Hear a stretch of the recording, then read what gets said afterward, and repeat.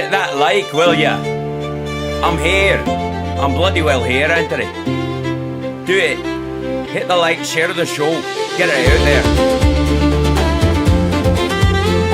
It's the new Celtic version of the theme song.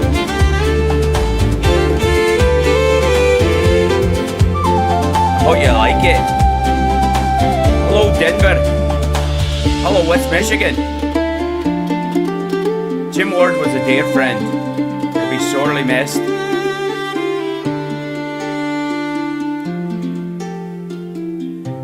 It doesn't matter where you put your kilt. It matters what's under it. Here we go. Hi, everybody. Welcome to the show. It's Hal Sparks Megaworldwiide. Like, subscribe, give a thumbs up, support. Oh, yeah, I forgot. I've got to take my arm, my little bandage thing off from when I didn't give blood today. I got an IV treatment. Yeah, that's a pretty good hole. That's pretty rock solid there. I'm a brand new heroin user. It's so complicated, and it's, what the worst part is all the clothes you have to buy to fit in. It's just, you know what I mean? It's a lifestyle.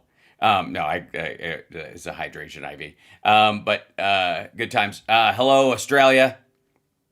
Hello. We are, I got to thank our folks out there in the foreigners out there. Hey, foreigners, let me know where you are, including our Australian friends, where you are, because that you are truly what makes us mega worldwide. And yes, if it's not Scottish, it's crap. Or if it's Irish, it's crap adjacent. It's fine. I am holy indeed. Yes. Canada counts. I'll take that. Albuquerque, just because it sounds like a foreign word. Wales, look at that. Fantastic. If you're in the Upper Peninsula, I think Michigan qualifies as a foreign country. For sure. Switzerland, all right. What was that? Oh, we've got my alerts now have a noise again magically. Just somehow they've decided to sneak through with the ever-loving gibberty gook. What's happening? What about the Welsh? I'll tell you, I had a very romantic experience with a young Welsh lad when I was young myself. I believe I was, 20, 19, something like that. She needed a place to stay and I had one, and I was a complete gentleman, much to her chagrin. She was apparently found out the next day. She was hoping I'd make a harder pass on her. But, sorry ladies, my people don't work that way. It's if you're looking for somebody to bust through your wall of playing hard to get, I have options. That's for the desperate and the angry. Don't bother. So, lad, I was the lad. Sorry, lad. Me. I was speaking about myself. The girls are last. I know that. I mean, me. I was speaking to my little lad. Never mind. It's too inside a joke. You get me. But it goes like this. In my old telling of the story, it was, sorry, lad. You'll get your chance another time. I have come to the determination after careful consideration over the years that my heart owes my dick an apology. That will be the theme of my next stand-up show at Flappers. I don't plan these shows ahead, but I have a feeling this idea, which occurred to me recently, will haunt me even when wherever I step on stage next. I have no doubt. Also, by the way, speaking of, are you claiming you resisted like Nick Fuentes? No. I did not. I don't have to resist. Again, you don't have to resist if you have options. You're just choosing a road less traveled. No, that's not fair to her. I don't know how traveled her road was. That's not what I'm saying at all. Stop it.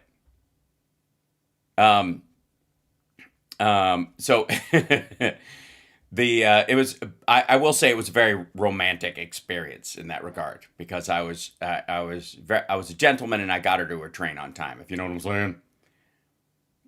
Dude, I apologized for my badge a long time ago. Yeah, it's that's the thing, you know, there are. I will say, in some ways, it goes both ways. In the one hand, and my heart goes, I'm sorry I talked you out of that one. You were right all along. And then in other ways, your heart was like, I'm sorry I was so convinced she was, worth loving when the sex was that terrible and it was not actually love. You know what I mean? Like the heart can owe you two types of. Never mind. I'll get into that in the stand-up special. I don't have time to dive into this because you know how my brain works, and I see what you guys are trying to do. Okay, I'm not going to go all Candace Owens on you, but I understand that you're trying to control my brain. Okay, with some sort of Jewish space laser. Um, Now hold on. I was so busy fadanking around that I have to check on my Discord and see that my channels are all up and running. We're all good. Um, oh God, there's so many wonderful, wonderful, wonderful, wonderful, wonderful, wonderful, wonderful, and again, most wonderful things. Um, I am human. Rumble, hear me roar. There he goes. Now it opens. So stupid. And then I have to sign into that too, so that I don't have to. Yeah, now we don't have to sit through ads on Rumble. Jesus, when we do a click on that, and I apologize ahead of time. Okay. Um, Good Lord. All right, let's see. All right, let's go to this one. I have so many. There's so much, ladies and gentlemen. There's so much. I'm opening up my stuff. By the way, hit the like, share the show. There are some who have said, "Hal, are you avoiding certain topics? Are you avoiding the Nick Fuentes and the Pierce Morgans of the world?" And the reality is no. I beyond not giving a shit about those silly people. Let me just set the stage right here. Nick Fuentes is a silly person. Pierce Morgan, also a silly person. Candace Owens, silly person. They're silly people. Now, sometimes we watch those folks because of the impact that the silly people have on the people that are silly but have a job that might affect the rest of us, namely legislators and media moguls and people who control the airwaves, those kind of things, like heads of networks that are like the Barry Weisses of the world and shit like that. But for every other reason, they're silly people. Thank you. I'm glad you love me and Queer as Folk. I love me and Queer as Folk as well. And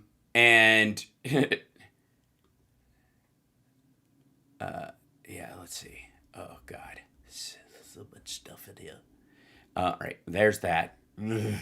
I almost feel like I have to apologize for some of the images we're gonna see. Jesus. And by the way, I have noticed, and I'm after the rally especially, it seems to me Trump's gaggles and gatherings are getting shorter and shorter. CSL, does that seem like it is like to you? Because he did these big, obvious, long things like the cabinet meeting and the gathering of, the rally. I won't call it a rally. It's the shoring up of support, the forced shoring up of support. He had to do that, because his world is. Oh, happy birthday, Jennifer! Happy birthday to you. Happy birthday to you. Happy birthday to Jennifer. Happy birthday to you. And I hope you have a wonderful day and an evening. And I hope it's actually, you should let me know yesterday so I could wish you a happy birthday. So the wishes could have started at the actual beginning of the birthday, because it seems weird in the middle of your birthday to wish you a happy birthday to you. So, yeah, so there are elements of these folks where they are absolutely, it's valuable to follow where the talking points have come from, and maybe even in the Fuentes world, you can see where some of the talking points have bubbled their way up to the surface. But there is as much activity bubbling them back down, is that a thing? Popping the bubble, I guess, as there is pushing it to the surface. So it's more about the disjointed nature of them. So, all right, here's the, okay, this, grab this one. Why is this? Oh, there's so much shit. All right. And then there was one thing I watched a little bit of earlier that I want to share with you as I'm gathering my clips together. Hit the like, share the show, etc., etc. Because this is a hot off the presses kind of a show. Let me tell you something. One of the primary elements of this show, and I will stand by this in every possible way, is the fact that I don't pre-prep these videos that I'm watching, so that, I can figure out where all the easy to dunk on spots are, focus on those, pat myself on the back for grabbing the same clip everybody else did and going, aha, see, I told you. I take these as they come and right up to showtime. And CSL will tell you, he dumps this stuff into my feed, and it's, in many ways, it's specifically what we sort of talked about initially was the goal. Like, I watch so much of this garbage because I have to, that sometimes it's hard to find clips I haven't seen. That, you know what I mean? And I feel like I'm cheating you. Now, occasionally something will happen and I'm like, okay, this isn't going to come up anywhere else. I need to show you guys this, but very rarely. Oh, so good. So good. And especially now where they're just chewing each other to pieces. It's so lovely. Even Axios did an article on how the maggots are attacking each other. Daily Beast covered it. And let me tell you something, folks. It's almost like they just did a transcription of a bunch of my shows for the last fucking 2 months, 3 months. Because I've been telling everybody about this. I've been on and on about this civil war going on the right. And everybody else was like, the general storyline we heard everywhere was that these folks are, they're so unified as to be impenetrable. And that's the recurring story, is that no matter what happens, they always back Trump, right? And I've been saying for a while, not the case at all. So I want to find. I was just decided I'm going to look for that. Let's see, MAGA. This should be easy to find. Civil War, I guess. Axios. I guess go that way. Yeah, there you go. Oh boy. Is this the? Yeah, this is it. Oh no, that's the older one. That's another one.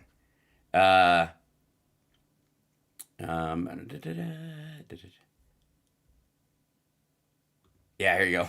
I don't know what the hell is like. They've renamed this article, I think, 3 times. But this would be the title of it. MAGA hunts for holiday unity amid widening civil war. I don't know what the fuck that graphic is supposed to represent. Wait a phone. MAGA hopes holiday season renewed attention to its favorite bogeyman. Bogeyman? Really? B-O-G-Y? B-O-O is boogeyman. Boogeyman? Boogeyman sounds like a band from the 70s. Can produce a ceasefire, and then not happening. And they break it down, I think. Some Republicans, blah, blah, driving the news. Immigrants in Islam, deep state, dismissal of charges against Comey and seditious 6, which there's nothing there. The repeat offender, black on white crime, whatever. Israel and anti-Semitism, Jeffrey Epstein. The fact that, Trump is basically blowing the crown prince every time he talks about him. H-1B visas, that's fucking magic, and that's not going away. Because right when that story was like, H-1B visas, it sounds very complicated, very, like a topic that requires sort of a level of wonkiness in the audience that just you don't normally attach anything to. It's not exciting and shocking enough. And then Trump has to say in front of Laura Ingraham that, that we don't have talented people in the United States or smart enough people. And that was like, okay, thank you for taking it seemed to be an argument about the details of visas and turning it into, America last. So that was the thing. Okay. And then Fuentes attacking foreign interlopers who only care about Israel. That's hilarious. Conservative influence Brandon James still not Carlson for interviewing Fuentes. Yeah. Anyways, wait. Okay. This is November. Right-wing purity tests. I don't know what the fuck that is. It's a twisted Sharpie, something like that. Anyways, the last little bit they've been covering it alongside with what I've been covering in this regard, and we'll see a bunch of that stuff. Starting with let me just show you a little slice of this. And chat room, please hit the like, share the show, all the stuff you're supposed to do. And by the way, and I gotta say, last night I got to catch a little bit of Boston Brian's show after my show because I was kicking it over to his on the Twitch because I think maybe CSL was in flagrante delicti. He was AFK as they often say. So I was like, oh, maybe I'll do it or whatever. But then I had it up and he ended up doing it and it was great. And I watched a little bit of Brian, and he was picking up, of course, on the Candace Owens, Nick Fuentes back and forth. Or Tim Pool, yeah, which is just, oh god, like the Tim Pool meltdown, and it's like that old. There's an old Richard Pryor bit actually about how a woman tries to drive you crazy, like she ratchets you up and says shit to make you blow your stack, and then as soon as you're about to blow your stack, they go, "I'm very calm. There's no need to raise our voices about this." I'm like, bitch, what did you just say? I'm like that. That's how they wind you up. It's like it's an old 80s stand-up bit, and she's exactly doing it to him. Like, that's a very estrogen. Anyways, what happened last night? I don't know. The breaker went, and I went into the garage and flipped it, and it was fine again. I didn't see anyone get in there. Might have been ghosts. Could have been an anti-Semitic space laser. I hear they have those now too. I just don't want a religious / ethnic / racial space laser gap, Mr. President. Yeah, I think it was the derp state. Yeah, it just. I'll tell you what it is. It's like these things are not built for all the shit that I have running in this studio. Although I don't have everything on. I don't quite know what was the thing. And most of my lights are LED. And I'm using the Mac now, so the PC draw used to be what did it. Good Lord. But you aren't Jewish? I know, it's a minor factor to the Illuminati or the Pentaveret or the Deep State or whatever. That's the thing. Okay, so please unban CSL. CSL's not banned. What are you talking about? He has the ability to ban. Let's see. Yeah, those are always long, but it does seem like the rest are shorter. Yeah, that was the thing, CSL. So, let me jump into this whole like Tucker Carlson and the Candace Owens thing. And this is Lana Douche, who used to be and by the way, I apologize ahead of time. I have not pre-watched this video, but I'm going to tell you it is going to be dull as ant knitting, and so I don't know that we'll be able to make it through any of this. Even the thumbnail is boring me. But in terms of this, like they bothered to put a red halo around the two bad people or whatever. But these are their friends. She used to be a single issue voter. She was all about guns. Lana Douche is a big NRA gun show. She was one of the people who would really push when they do immediately after a mass shooting at a school, they would, push to have, she was right in there to push to have a gun show or the NRA show up in the same town to remind everybody that it's better if everybody's armed to the teeth. So the title is just fucking hilarious. I knew it. I've never been wrong about the intent of grifters like Candace.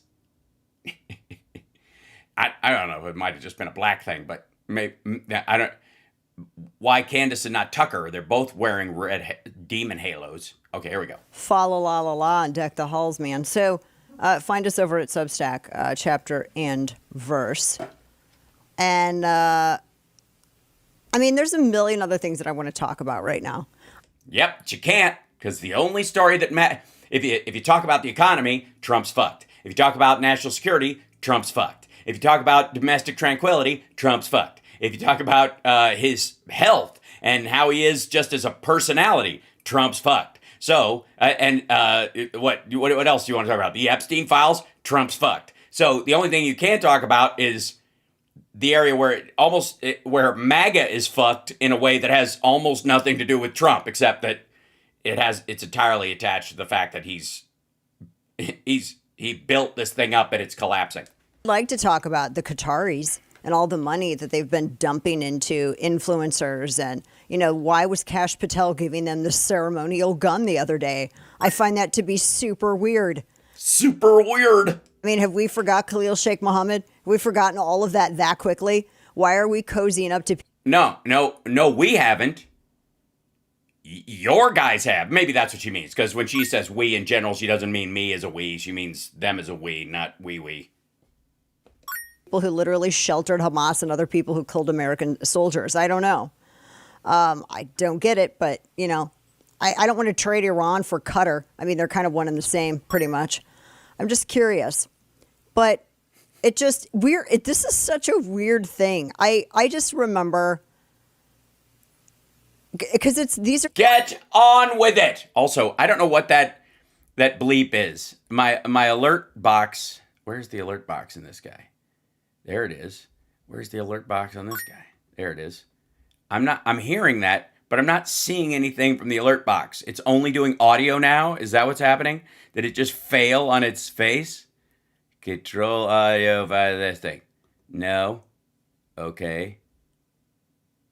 Maybe. Okay. Maybe it's coming from someplace else. Maybe I've got a video game playing in the background that I'm not aware of. Oh, that's possible. Hold on. I got to shut a bunch of other windows just in case.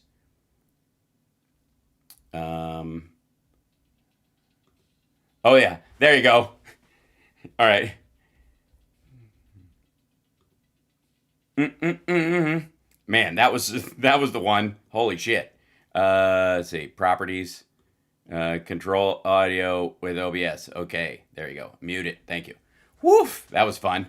Yeah, I don't know where the bleep is coming from. I'm gonna have to hunt it down. It's someplace. It started like yesterday morning. It did it a little, and I'm like, maybe it had something to do with the lockdown. I don't know. Anyways, the ghosts in my machine are far more interesting than Lana Douche's meltdown. Anyways, people that I know, or that I thought I knew. Although, to be fair, that's true of everyone I think I know. It's like the loneliest episodes of the Real Housewives of Assholes. Some of them I have never, can I just say, you can ask... I don't know if you can say it. Try. Say it! Say it! Husband this. If you're on X, you can literally ask him and he'll tell you. I have never in my life been wrong about character judgment. You supported Donald Trump, you dipshit. There's one thing.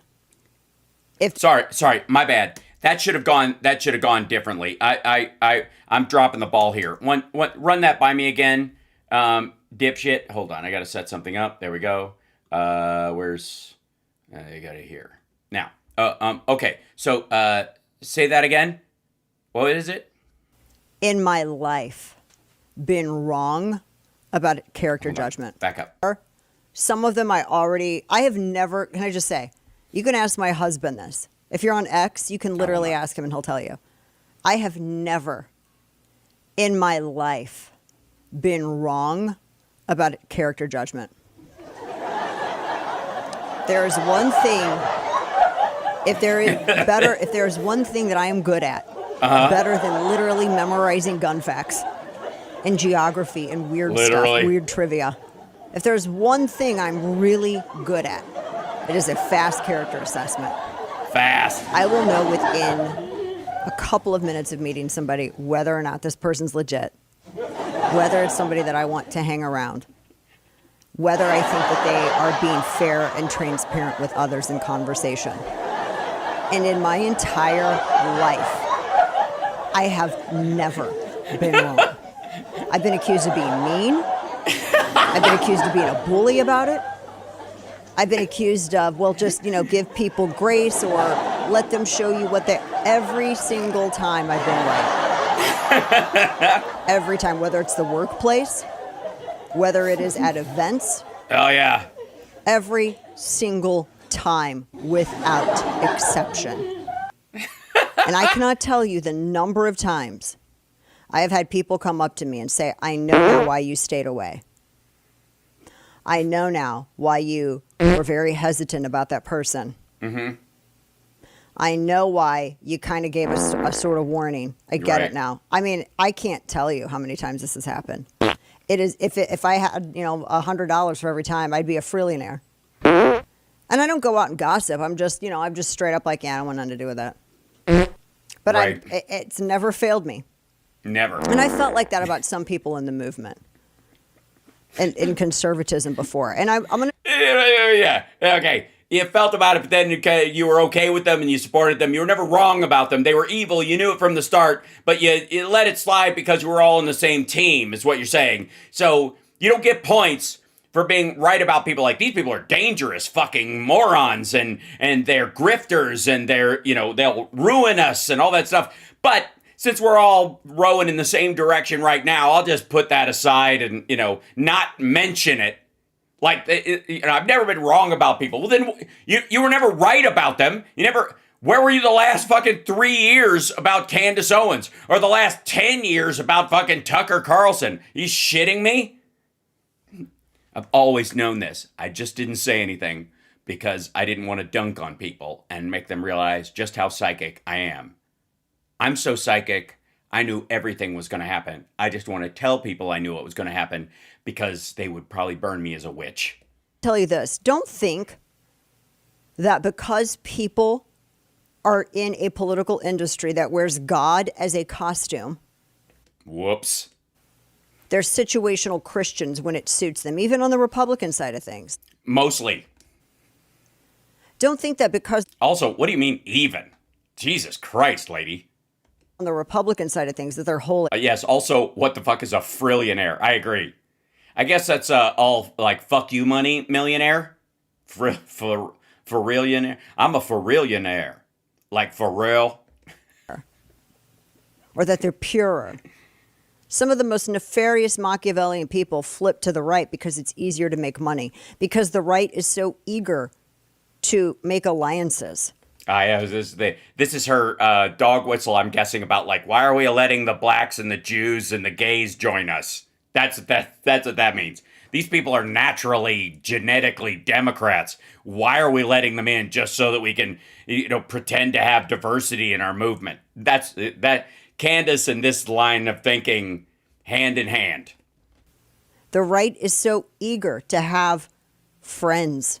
That's why they fall all over themselves whenever anyone from Hollywood even so much as looks their way. You saw that with... This is... Think about what you've heard all the time about, like, how, like, the Democrats and the fucking left wing dictate everything in Hollywood and all this stuff, right? This is them. This is them saying this about themselves. Kanye. Oh my gosh, everyone was like, maybe Kanye should run for president. And I'm thinking, can you just slow your, cool your jets for a second, okay? Cool your boobs for a second? I think it's cool your jets. Although it might be a, traditional amongst the trad wife Christian crowd who don't just wear their Christianity as furry cosplay. Maybe it is cool your boobs. Let's just chill it all down. Slow thy roll. Let's just wait and see. Fuck, man. At any minute, at some point, I don't know if it's just me, but I feel like a cricket is just going to start chirping in that studio.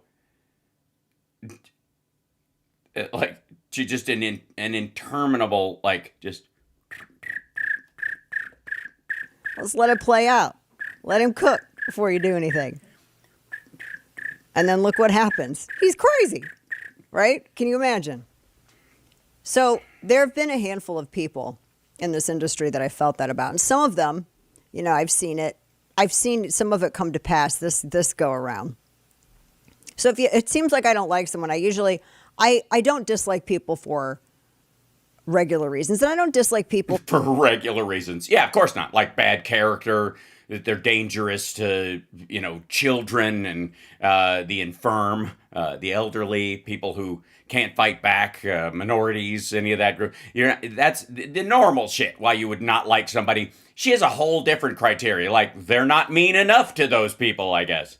for professional competition either. My thought is that if someone ever is better than me, then I would love to be, if I'm ever going to be put in my place, I got to better be by somebody better than me. Oh, I'm glad to grant your wish, dipshit. You're welcome. I recognize that. I don't recognize anything without merit. I don't recognize victimhood. I don't recognize none of that. Grifterism. You don't recognize it? Or you don't give it recognition? I see. All right.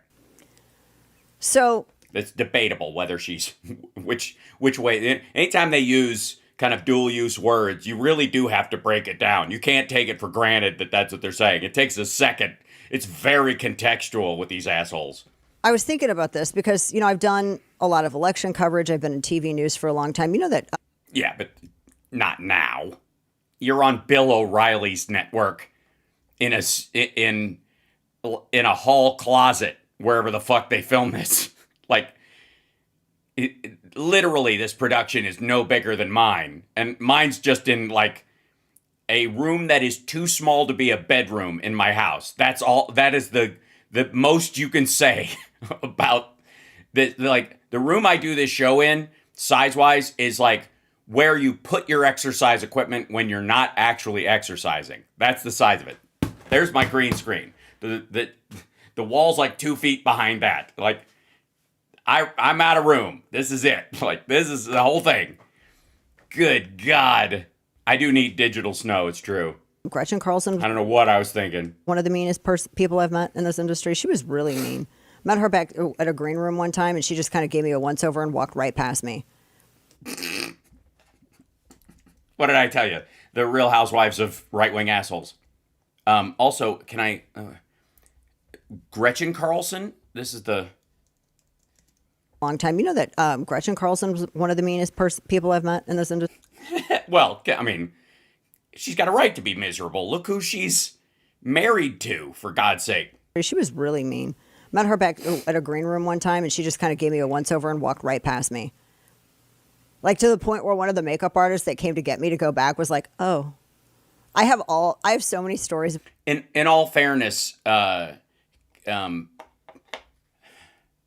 I put this? Her husband has a proclivity for men who engage in behavior that would entail them disguising themselves as women. Clearly not trans people. That's not who we're talking about. But it sort of as a business interest for the sake of prurient fetishist reasons. And perhaps she felt you were one of those people. That's as delicately as I could put it. People, like I said, before I kick the bucket, before I shuffle off this mortal coil, there will be a tell-all book. And then there's some people who've been incredibly kind, like Brett. Also, why wouldn't you go ahead and say it if they're endangering your movement? And God, fuck off. Brett Hume was always super nice. Brett Baer was super nice. Yes, all the people that Trump hates because they occasionally tell the truth. You mean those people? Super nice. Gutfeld, incredibly kind.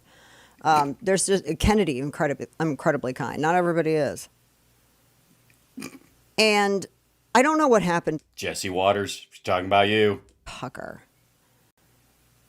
And, we texted quite a bit. We kind of had a big old long back and forth.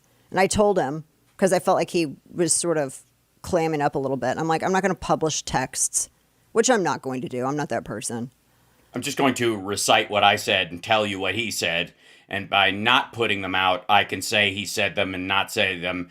And it was off the record, so he can sue me if I put them out because he was led to believe they would not. Like, fuck off.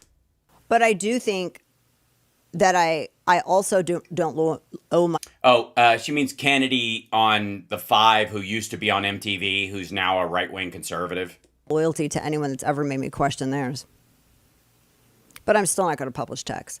I don't understand what has happened to people in the worldview, and I think some of this has to do with the shifting digital landscape. Because in this industry, we are encouraged to be as sensational as possible to get clicks. Well, thank you for not buying into that and being as dull as you possibly can be. And you know what I particularly like is the low hiss in your audio, where either your engineer or whoever works there either can't afford the plug-in or doesn't bother to use it.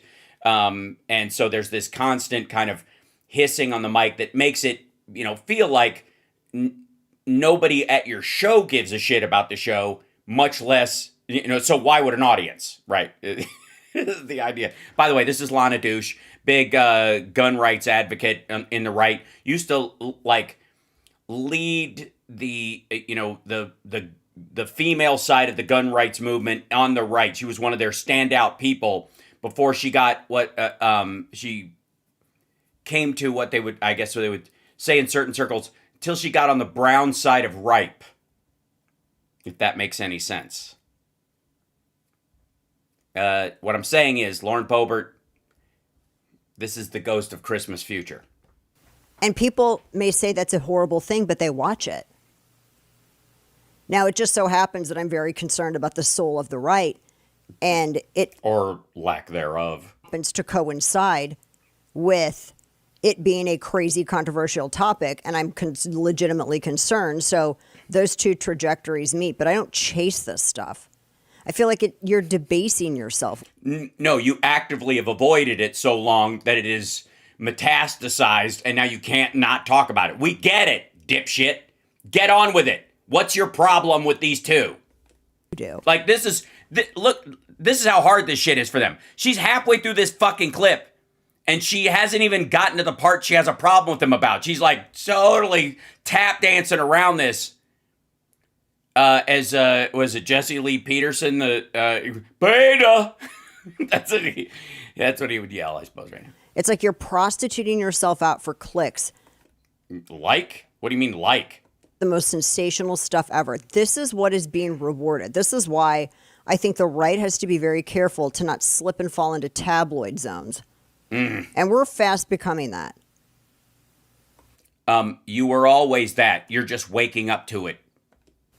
I've noticed a lot of the people that were defending Candace Owens, for instance, the ones that were out there really defending her have gone silent. Yeah, who were those? Who was that? Who was out there defending her? Like who? They're ashamed of themselves because we see them and we know who they are. Yeah, you know who they are. I know who they are. Who are they? I don't know. And you know who they are too. You do. Don't you know who they are? I don't know who they are. Who are they? Who was it? Who are these apocryphal fucking people that rushed to Candace Owens' defense? Like maybe Ian Carroll? And again, the people she's talking about were never MAGA darlings. They were just the conspiratorial right that was, like Nick Fuentes and others that were pushed off into, they were ice flowed a long time ago. I hope they feel really ashamed of themselves. You're seeing right now. Oh, sorry. Yeah, that's not going to happen. They actually can't feel shame. Shame requires empathy. It's not going to work. So just letting you know. Real time.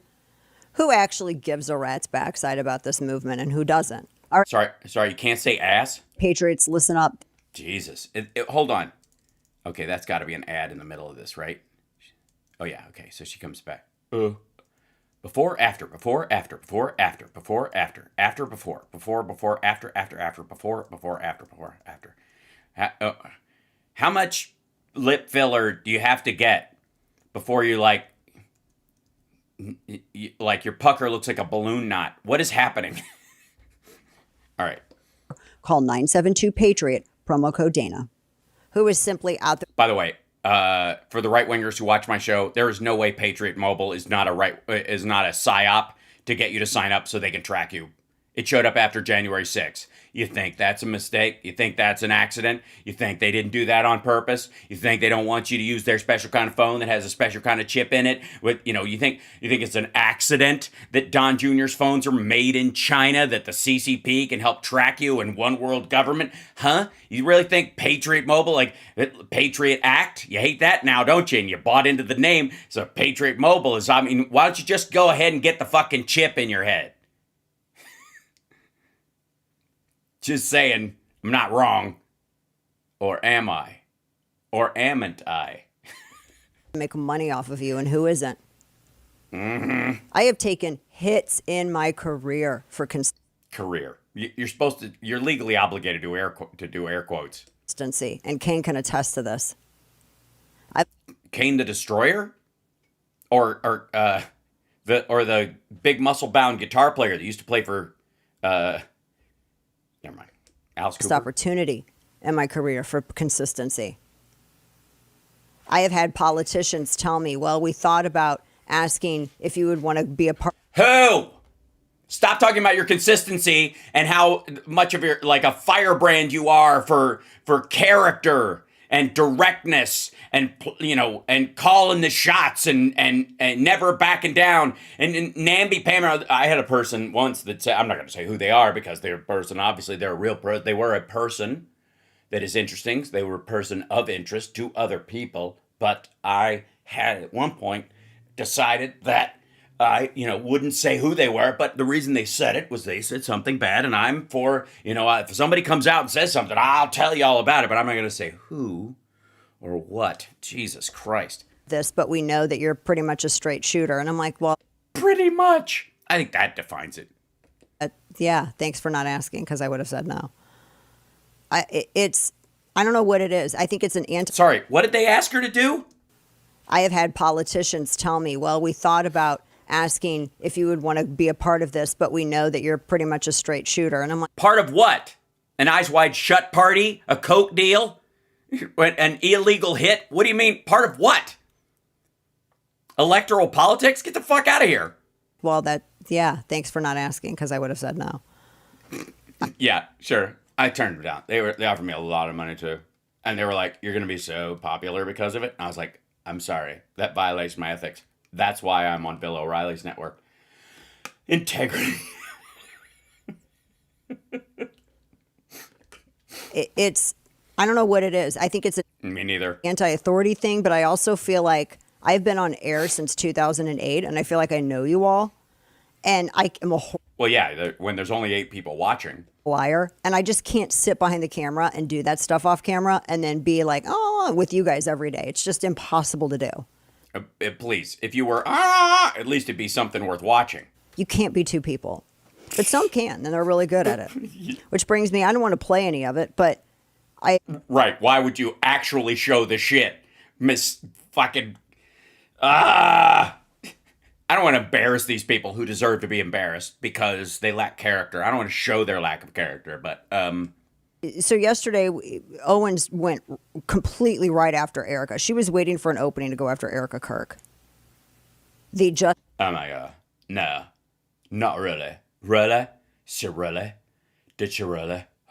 She went for a thing and she was like, I'm going right after Erica.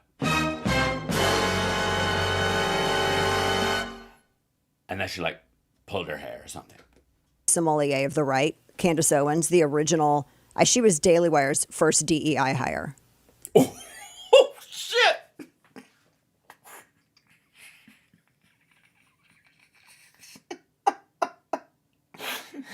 Look, I expected them to eat each other. Fuck. But I didn't expect them to, maybe I was expecting them to cook them a little first. Wow. Wow. These people are friends.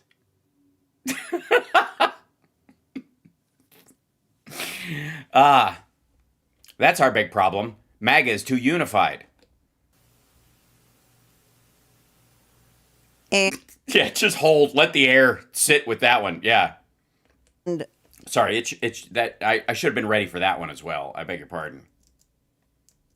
Here we go. Back to where was she? Okay. After Erica. She was waiting for an opening to go after Erica Kirk. The Jussie Sommelier of the right, Candace Owens, the original. She was Daily Wire's first DEI hire. And the Jussie Sommelier. Then you have this video from Tucker where he's going after Israel, is, mass killing in Gaza and like blaming Israel for it. You don't have to love Israel. I don't care if you love Benjamin Netanyahu. I think some people need to get over themselves. It's not always about you princesses. No one's making you do anything. No one. She's not talking to us right now. She's not talking to liberals, or she's not owning the libs right now. She's owning the maggots. Saying that yeah, she said sommelier. I am not one of those individuals who thinks that there's I think you just stop at the word thinks. Honestly, you have a prophecy about. I don't believe that.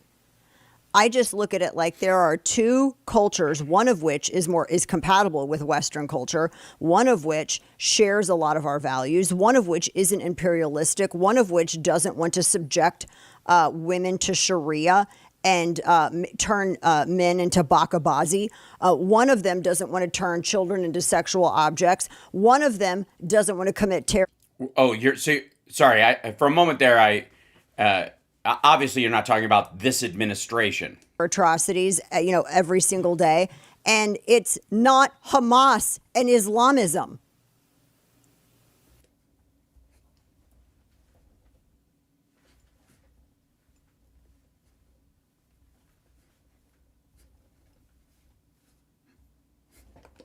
It's a very simple, to me, issue. Okay. One of them belongs in Judea and has been there for thousands of years. One of them came from Jordan and invented a whole different ethnicity and a different state in order to try to stake a claim.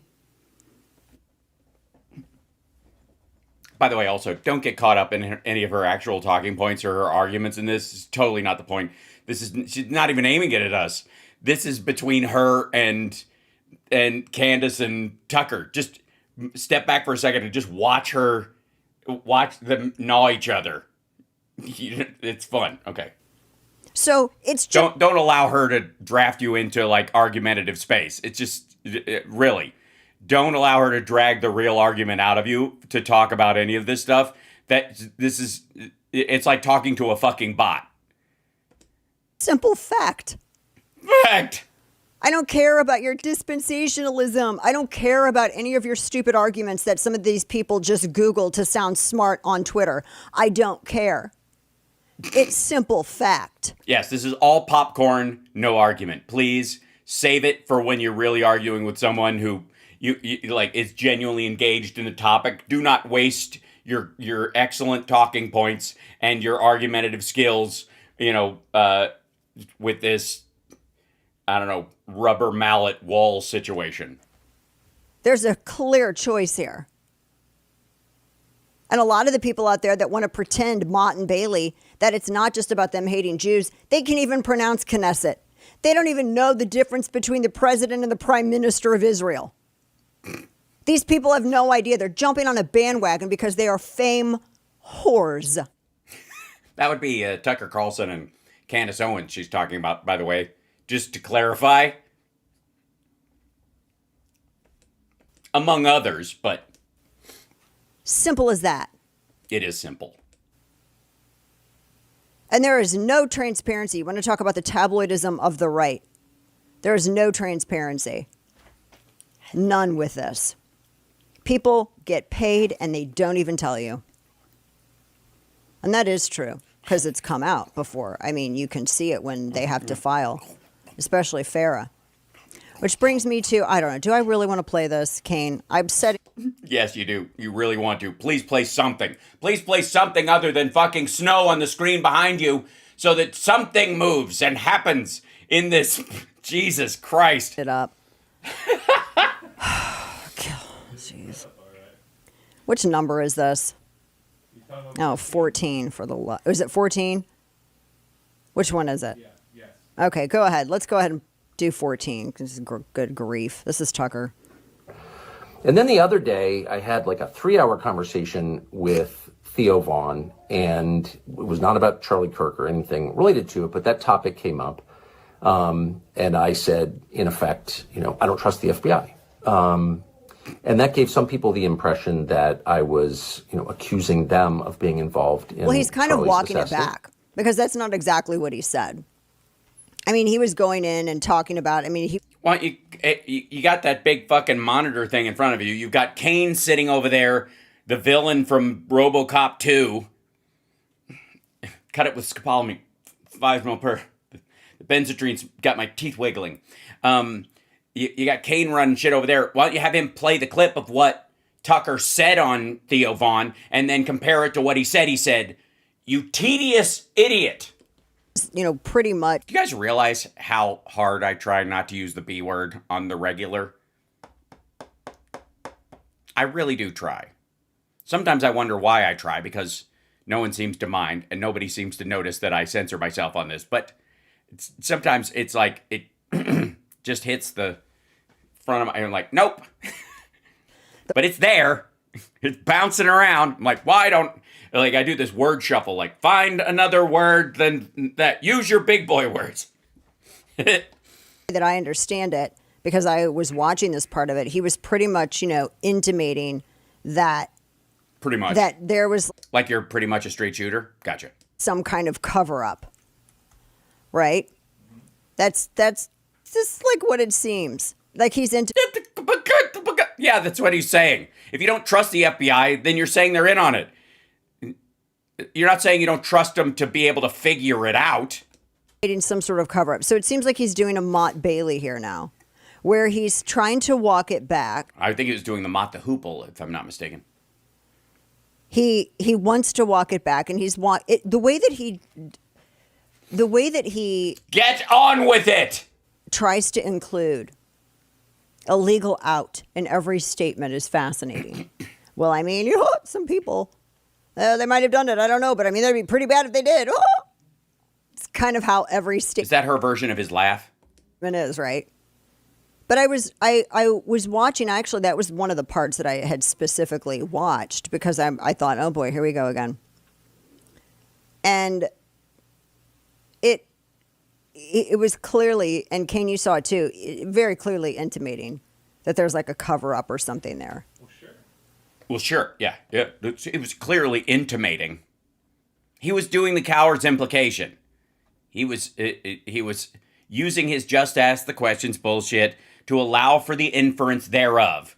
That's the beta version of implying. And I get that people distrust the FBI, but I think he's trying to purposely conflate two things here. That's what it seems like. Thanks for watching Thanks for watching me pick my nose. That was the most action. The whole thing was when Dana picked her nose at the end of the video, and I'm glad we stayed for the whole thing. I don't think I'll need any kind of sleep aids tonight. I might not even need a fucking pillow.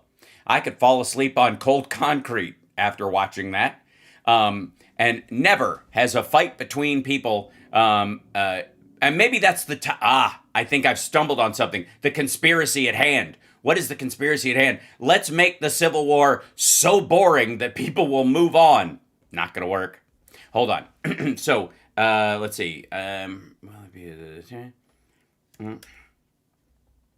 we go. And boopity-doo. Little in the thing with the doopity-doo. Give me 1 second. Let's see if there's a Tucker, Theo Vaughn, whatever. Okay. Let's see. Calls. He's dumb and impressive buildings where the billion. Yeah. So here's. Well, let's see. There's more of this in here. Yes. Strives to pinch owns American 5 years. I'm a citizen.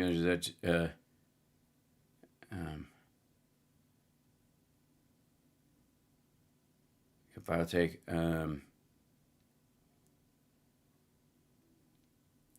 Yeah, I'm trying to find the part where he says FBI. Oh, maybe I mean I'll just hold on. I'll add the whole thing. So I'll hunt this down. Hit the like, share the show. By the way, it's House Sparks Mega Worldwide. We do this live. This is how we do it.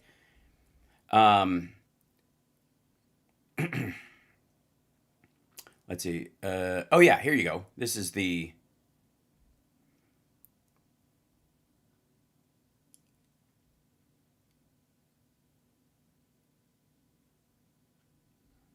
Okay, so this would be. I just don't have a ton of confidence. I just don't have a ton of confidence in the FBI or the men who run it. And I'm not saying that out of ignorance. I just don't have a ton of confidence in the FBI or the men who run it. And I'm not saying that out of ignorance. And I said, in effect, I don't trust the FBI. And that gave some people the impression that I was, accusing them of being involved in Charlie's assassination. And of course, I wasn't. Of course, I just don't. Of course not. Of course, I wasn't doing that. Tucker Carlson turns into Nathan Firm. Of course not. I knew that. Why would you think I wouldn't know that? Of course, I know that. That's not what I said. That was your words. These are your words, right? This is an ongoing issue with them. Let's see, and they. Meanwhile. Wait, hold on. This will be. Let's see if I can find this.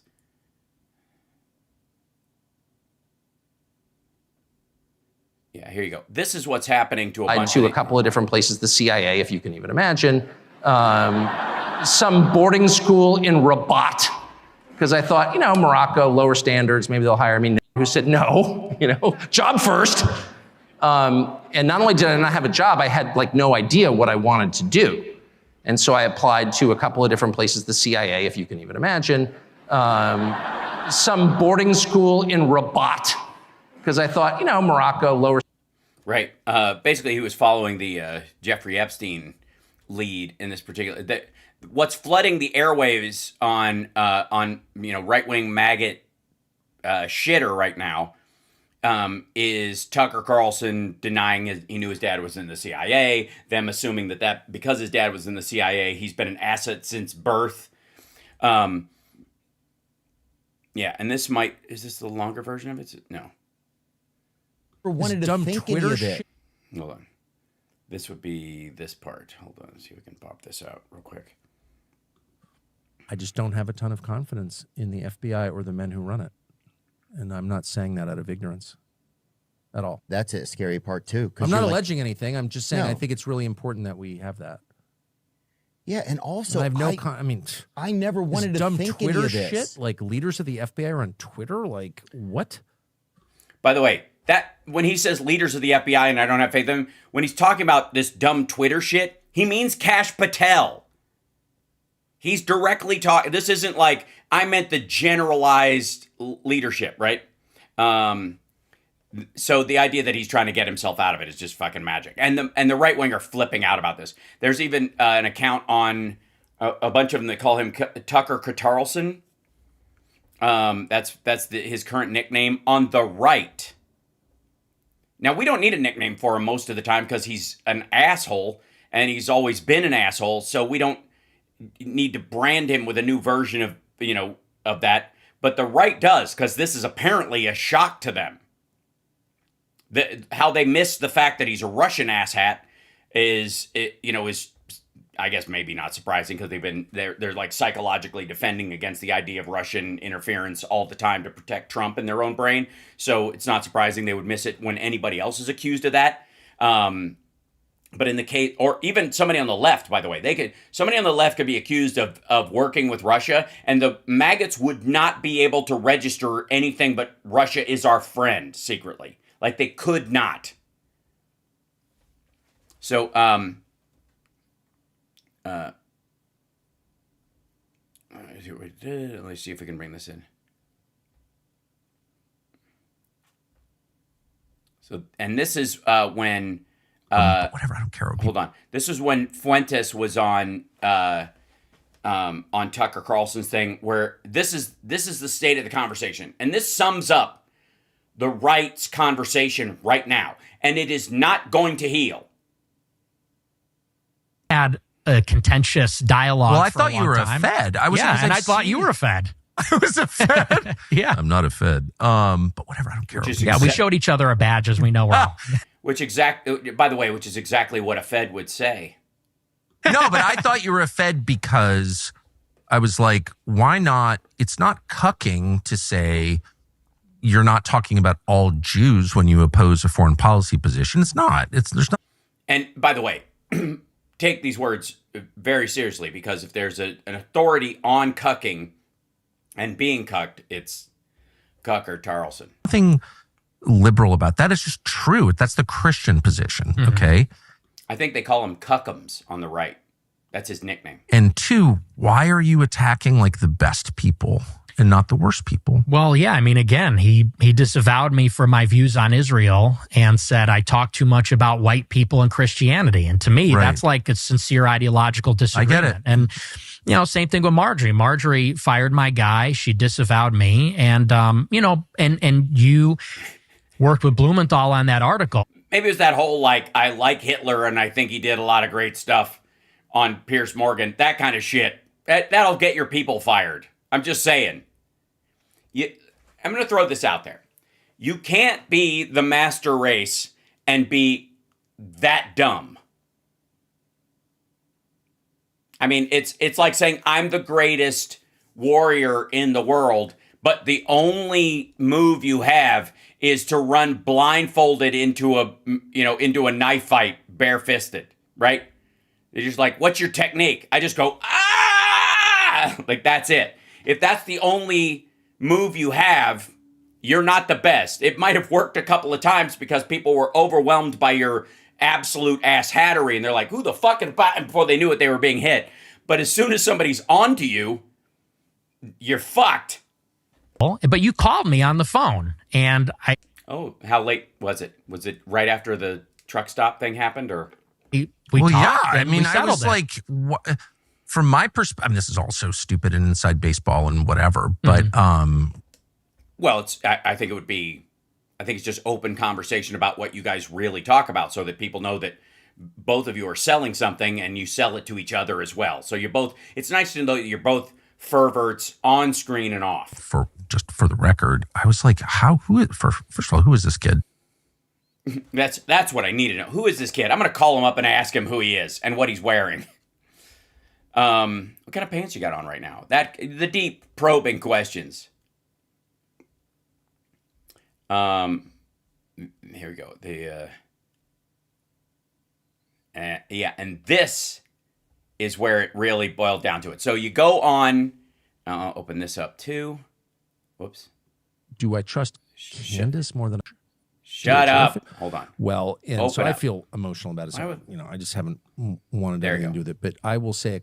Okay, so this is, if I may, this is the peak of this kind of stuff.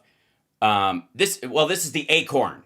Okay, so there are the problem that they have on the right in the infighting right now is that there are seeds germinating everywhere, whether it's the Charlie Kirk murder, and their generalized paranoid distrust will not allow them to accept reality in any of these circumstances. So their own paranoia just plants seeds everywhere, and all they have to do is pick a target, and that must be behind it. And since it would be no conspiracy if a Democrat or Democrats were involved in it in any way, even if it was Joe Biden, because they're not in power right now. And, power, is necessary in a conspiracy, unless it's, I guess, secondary rebellion, which is the way that they're protecting Trump in their head. But the idea is that since Trump runs everything right now and all bets are off, and the last time that happened, Epstein died in jail, what about now? What about when Charlie Kirk dies? There's a lot of similarities between how the right feels about both of those things and who was in charge at the time and the amount of control they seem to have over everything at the time they happen. So they everywhere you go, they're kind of like, if they would just stop planting seeds or stop digging holes once their head is below ground, it would kind of allow it to heal or something like that. Problem is, they believe these things. They believe these bits, and every single like abject thought that they have about what may have happened, they've got to pluck that fucking acorn of a stupid idea and put it in the ground and water it to see if it grows. It's almost like this weird scientific method with all of their bullshit. So this is Tucker on Theo Von in his little boy playroom, brought to you by Celsius and something else, and shoes and wood burnings of himself and shit people have given him, and a curtain and a stand that looks like shit just to make it look like a podcast. Can I just say the podcast aesthetic sucks and is unnecessary now that they've got like these kind of things. Like, I'm in a studio talking to you directly, so it makes more sense and it's more reliable for me to use this. But if I was doing an interview with somebody, I would use this thing, and we'd both be wearing these kind of the idea that you're sitting, you set up a set, and then you got these fucking shitty 1985 radio station things to make it look like, man, we're on the street, is just so fucking gross, so dumb. I guess, and it wouldn't bother me if all these shows weren't $1 million shows. Theo's making millions on this. Rogan makes, hundreds of millions. A couple of things. I don't understand the official story at all. Of his assassination, I don't understand it, and I want to make sure that there is a truly rigorous and honest federal investigation of it, and I'm definitely concerned about that. A. B.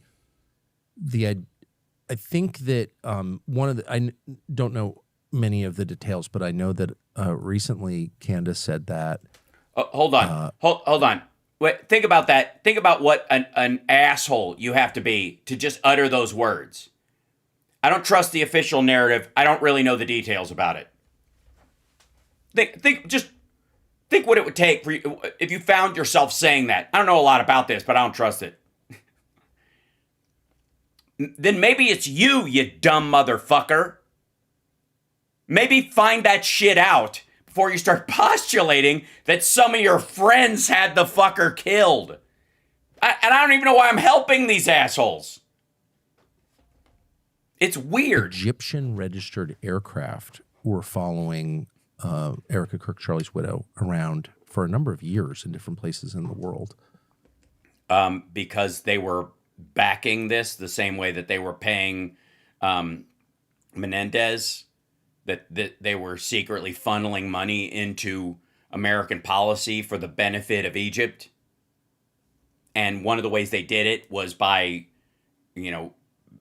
paying for shit for Turning Points and all these other guys. And they would literally fly in, put it on their card, and then fly out so that so the rooms they were staying in or the stuff they were buying or the meals they were having. Great. That's one of the weirdest things I've ever heard. And I just want to say that is factually true. That's true. So Turning Points USA is financially in league with the Egyptians, more than likely the Qataris as well. That's like the one data point that I happen to know is true. What does that mean? I have the one data point. Literally no idea. I can't. You literally have some idea. I just had an idea, and it's the most logical reason for it. Unless one of those planes was a jet and shot her fucking plane out of the air.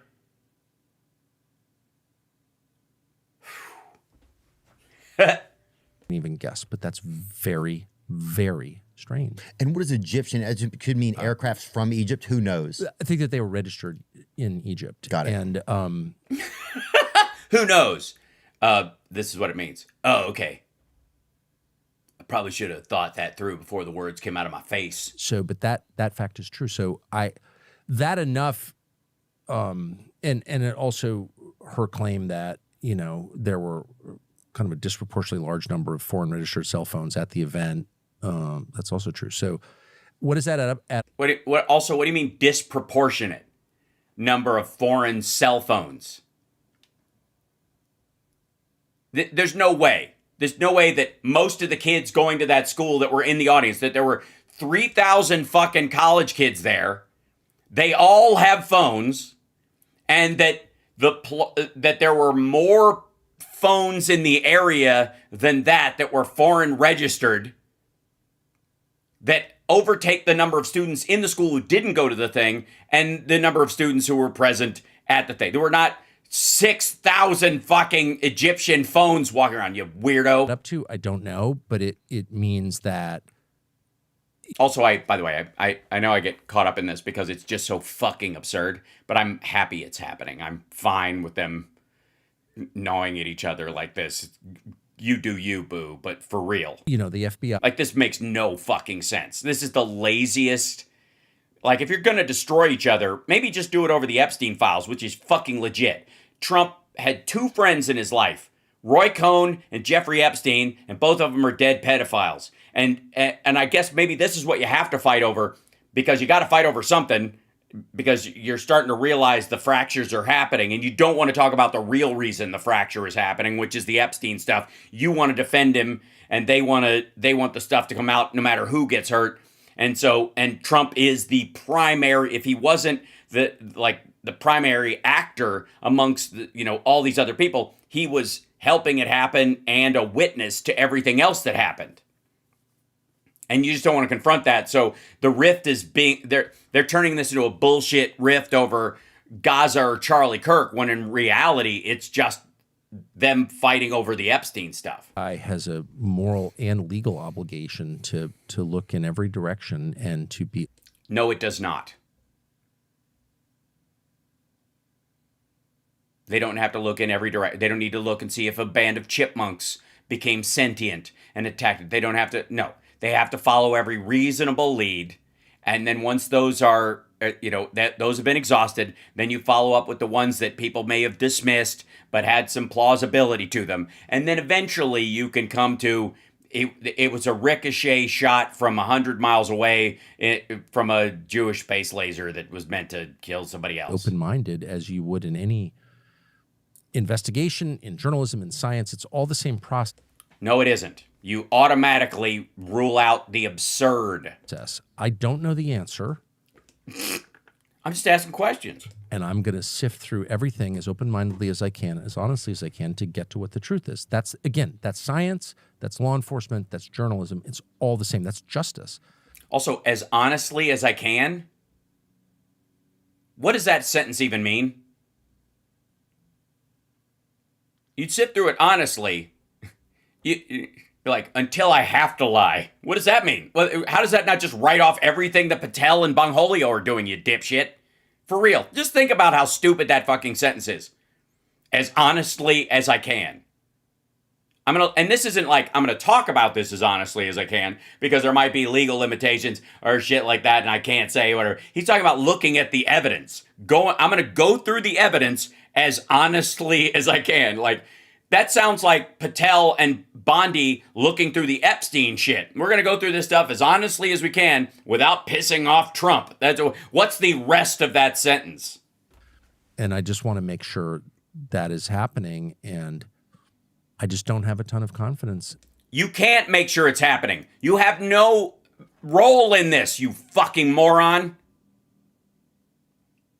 And if you did care about it, you would absorb all the details, and then if Candace said something that's just total fucking horseshit, you could push back on it. If somebody else was dunking on Candace because of something she said that was right, but maybe her conclusion was wrong, you could say she's right about the details, but she's wrong about her conclusion. But you don't even give a shit. It's like, I don't even know much about this. But, I don't trust anybody, but largely because other people are responsible for the gaps in the information I have, not me. In many ways, you know what? He is literally the perfect MAGA spokesperson right now. This is exactly how maggots have to operate to be fans of Donald Trump. For real. That they literally have to think like this. I don't know much about it, but I don't trust it, but I'm not going to look. It's somebody else's job to look. But when they look, I don't trust the people who are looking. I have no input in them looking. So I'm just going to live in this paranoid fucking gray zone forever. And the only thing I know is I trust Donald Trump, even though he put all these people in place. And there's a part of your brain that just goes, fuck are you talking about? And you have to shut off that part of your brain, that where logic and reason resides.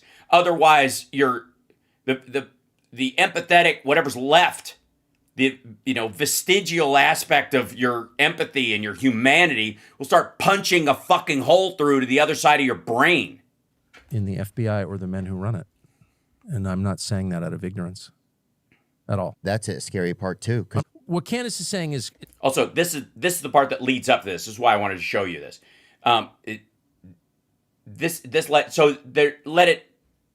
The clip floating around makes him think that he meant Chris Wray. He meant the people that have led the FBI for decades. The leadership at the FBI, the abject leadership, the upper floors at the FBI. He doesn't. He means Kash Patel and Bongholio. He's specifically talking about these assholes because he mentions, why he doesn't trust them. And this current shit that's happening is the basis of his direct distrust right now. And then he doesn't trust Patel and Bongholio because they tweeted shit about we caught the guy and then we didn't.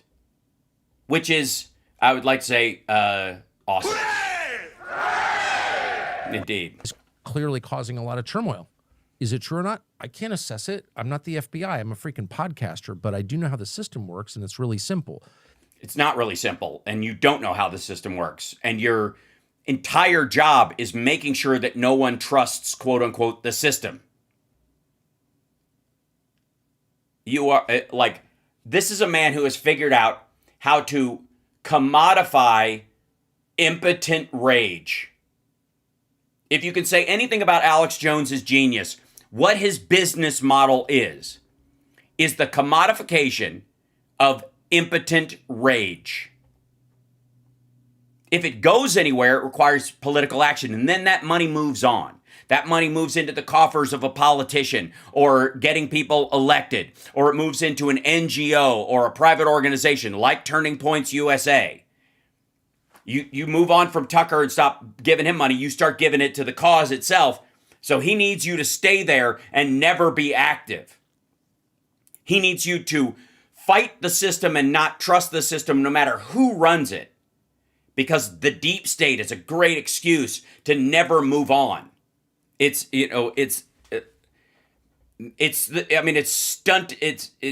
like the stunted growth, the stunted intellectual, philosophical, and emotional and psychosexual growth of the right.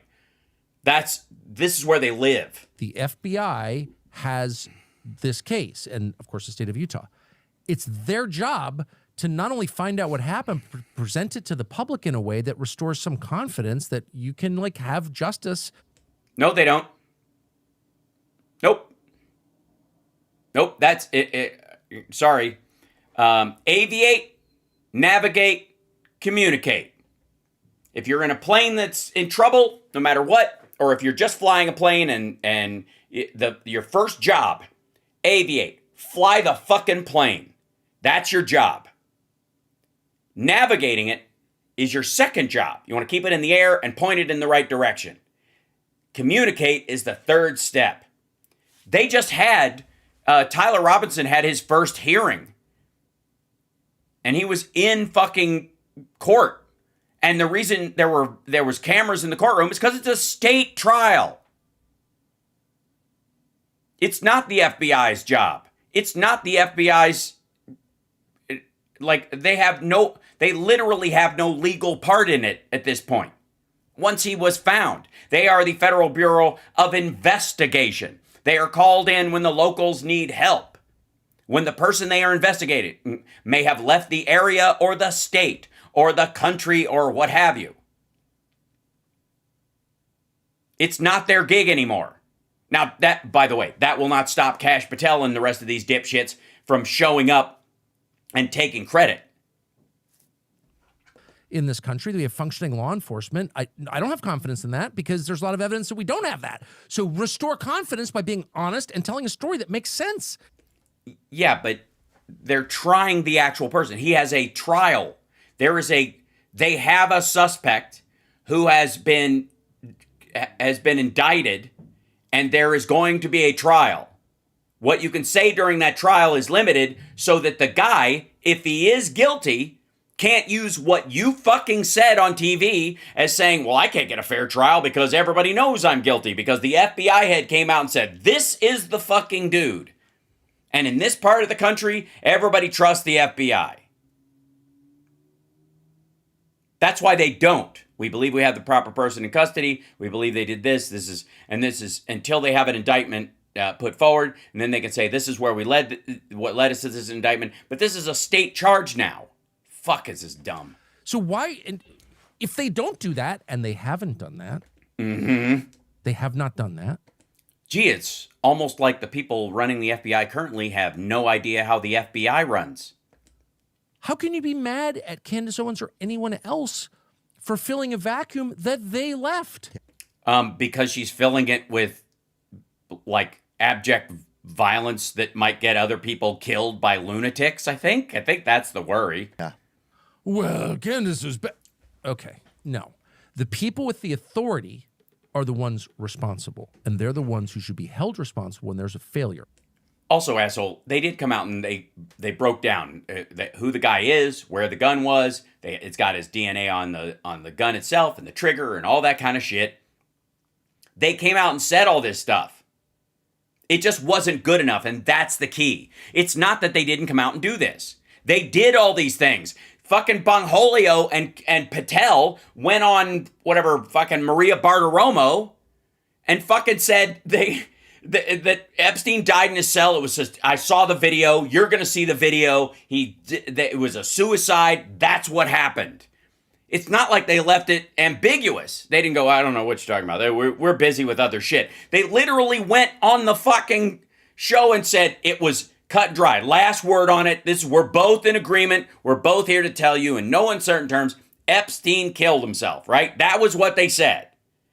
They didn't leave, they weren't ambiguous about it. They didn't leave gaps. The reality is it doesn't matter with this crowd. And it will never matter, which is why the right will always fall apart. It's also why they can't run anything and they turn into like the Real Housewives of Asshole Town because they can't trust each other and they end up wig snatching and throwing fucking chairs like everybody in Hegseth's fucking office that they had to broom out. Not some podcaster, not me, not you, not Candace, the people whose job it is. And their default assumption was we acted alone. Really? Why do you think that? What about life suggests that people typically act alone? Every school shooter, but except for Columbine, most political assassinations are single individuals. Even if they do work for another group of people, that group of people is either involved or not involved. The fucking Unabomber, most of the time, crazy shit is done by crazy individuals. Most of the time, for real. It's rare that other people are involved. That's why it's a big fucking deal when they are. When was the last time you acted alone in anything? Yes, well, that again, Tucker masturbates in a circle of other men. So I understand why he would be confused that some things are just meant to be done on your, in the privacy of phone booth. Go, right. So A. B, we know that people had foreknowledge of this because they posted about it on X and said Charlie Kirk is going to be killed on this date, and he was. Is that true? Yes, it's true. Were they just guessing? Was it a guessing thing where every day they posted that? Maybe. Maybe look it up then. It's a good point that Theo Vaughn brings up. Maybe assholes like post this shit all the time. This is his last weekend, and then one weekend it was, and then they're like, aha. Somebody said, I think Epstein was killed, and people are saying he was murdered. I think he's still alive. I'm just going to hold that. Since they're conspiracy theories and they have no bearing on the reality of it, none of us, whatever our theories are, isn't going to apply. I'm going to be the one person who thinks he paid his way out. He spent $1 billion. He sent $1 billion to Russia, and they got him out. I'm going with that. That's my guess. They had the special spray gas that knocks people out, and the guards, were out, in rotation. They paid off some people. They had a tunnel they dug, and then they paid somebody to make sure he was transferred. At this point, they contacted him, told him where to be transferred to. You want to be by yourself. You want to say you don't trust your cellmate, so they put you by yourself, and you want to be on this wing, and then we'll get you out. And that's why they were bagging him on his way out of the prison into the EMTs were still bagging him, and you wouldn't bag somebody who hung himself 6 hours ago. That works for me, but that would cover your face, so so no one will see you giggling. That's what I'm going. If you're gonna go conspiracy, go big. He's still alive. I'm just gonna go with that one. Hold on, let me keep playing this. Sorry, I don't know why. Have those people been interviewed? Have they been hauled into FBI HQ and had a long conversation with how they knew that? Like, let's get really specific. Why did you post that? Who have you talked to? Like, if I were doing this investigation, because I spent my whole life doing non-criminal investigations called journalism, like, what do we know is true? How do we find out? So you just stopped? I don't know. Here's a good idea. If you're bringing this shit up, how about, you could just do it from a journalistic standpoint. Just do a report. We're chasing down, here's these accounts. And now, because of X's rules, we know where those accounts were started, what part of the country they were in. So we're going to look up these people. We were in contact with these. We had other people, like Project Veritas, try to reach out to them, right? Why not do that? I'll tell you why. Because it didn't happen the way you said. And a lot of it doesn't play out that way. And it is a lot of fucking online big talk cosplay bullshit. And if they get to the bottom of it, it just comes back to the other story, and that's not sellable. All everybody, be open-minded. It's like it's the same process. If I was doing this investigation, they would be at the very top of the list. What do you mean if? You're a multi-millionaire trust fund Nepo baby. What's stopping you? How much would an investigation like that cost? Hire a private detective, a company, a private investigation firm. How much? If you poured $500,000 into that and hired some fucking Macedonian hackers with crypto for, $20,000 a piece, how long would it take you to find out who those people were, when they wrote that shit, if they actually wrote it before he was killed, or if it's just Photoshop bullshit? How much? Yeah, hire me. That's right. Pay me $500,000. I'll hunt these fuckers down for you. I'll show you who they are. You just tell me which ones you're talking about. Yeah, he wouldn't even notice if $500,000 was gone from his bank account. Hal, I'm glad you're on our side. You goddamn right. That's you guys know I have a mental exercise that I do in circumstances that helps me see through these dipshits. And it's if I was evil, what would I do?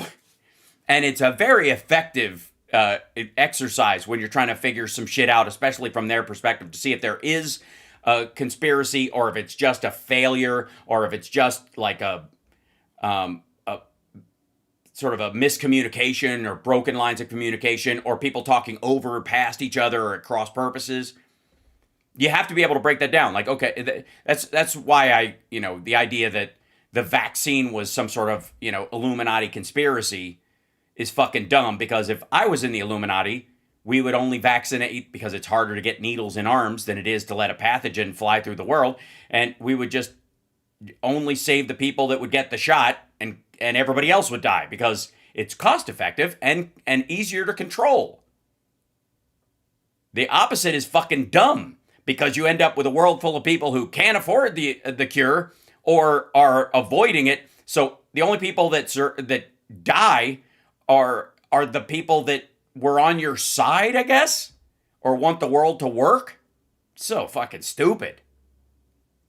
Anyways, that again, you have to be able to do that exercise. We know, because we've got public postings on Twitter, that people know, just like on 9/11, we know people bet against American Airlines and the banks that were in the World Trade Centers. They shorted those stocks. those people clearly had foreknowledge of 9/11. Who were those people? Yeah, real quick. Let's see if you can. I'll give everybody. Let's play this game show if we could. Now, here's your question for the win. Can only Americans buy, sell, go long, put, or short stocks?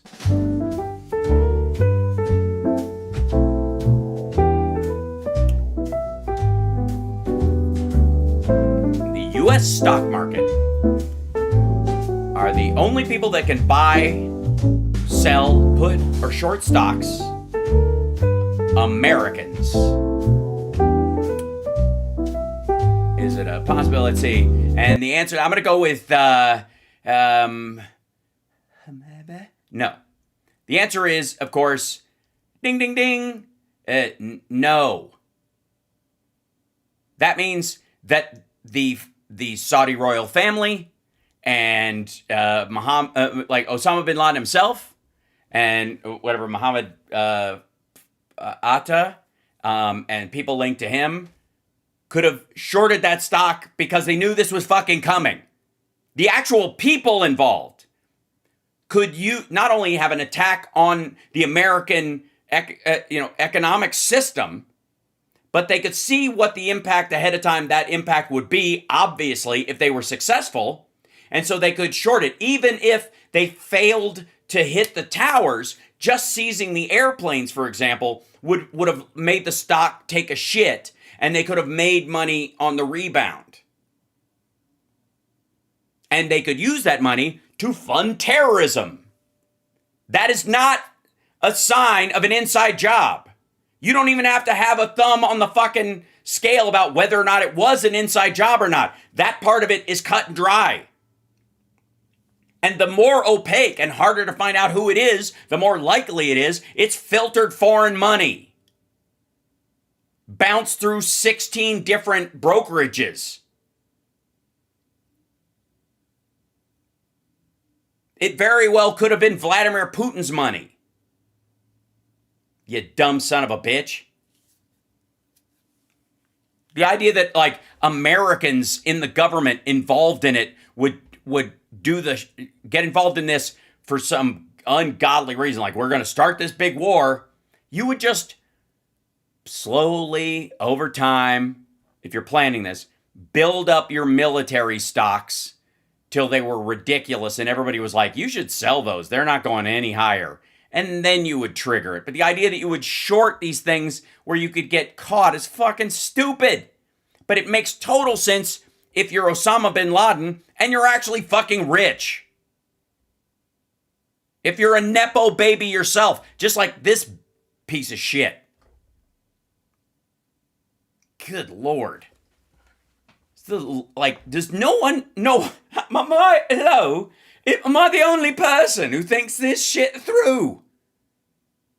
People don't know.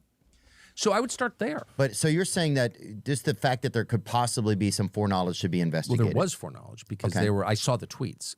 This would be Charlie Kirk, Mr. College Dropout, does not know what's coming tomorrow. Be ready.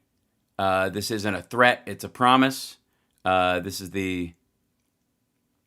let's see. September 10th will be a very interesting day. I plead the 5th. Charlie is coming to my college tomorrow. Someone. Okay, yeah. So this is the idea that these guys knew that he was going to be murdered.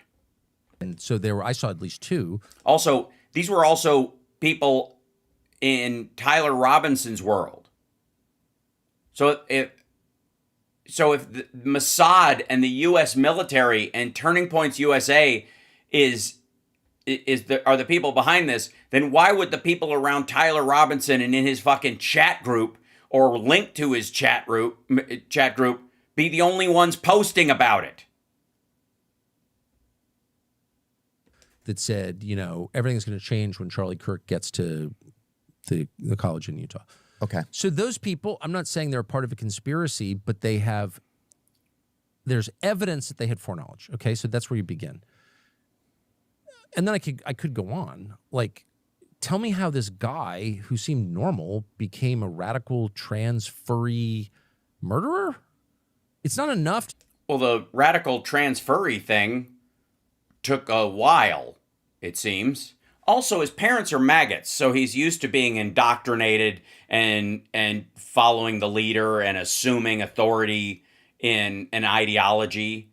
So that makes sense. It very well may have been he may have been just dealing with his own internalized anti-gay or feelings or that were projected onto him by his family, and like that, seems logical. And any kind of like school shooter or somebody who flips out, could have been aligned with a bunch of other things. I mean, identity disorders of all sorts are linked to antisocial behavior. So this is an exaggeration of that. But then aren't all school shootings, all university shootings, aren't they exactly that? To tell me, oh, trans. I'm not pro-trans, by the way. Well, of course you can't be. If you're pro it and everybody can just be themselves, where's the fetish in it?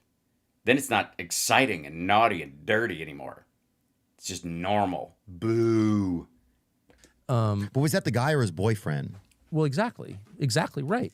Tell me how this guy became so radicalized that he murdered a stranger. I'm not saying it didn't happen. I'm saying I want an explanation for how it happened. Why wouldn't I? I agree. But why do people like Candace so much? She's an amazing broadcaster, yes, because they sense in her, she might be wrong. Is she lying to me? Not on purpose.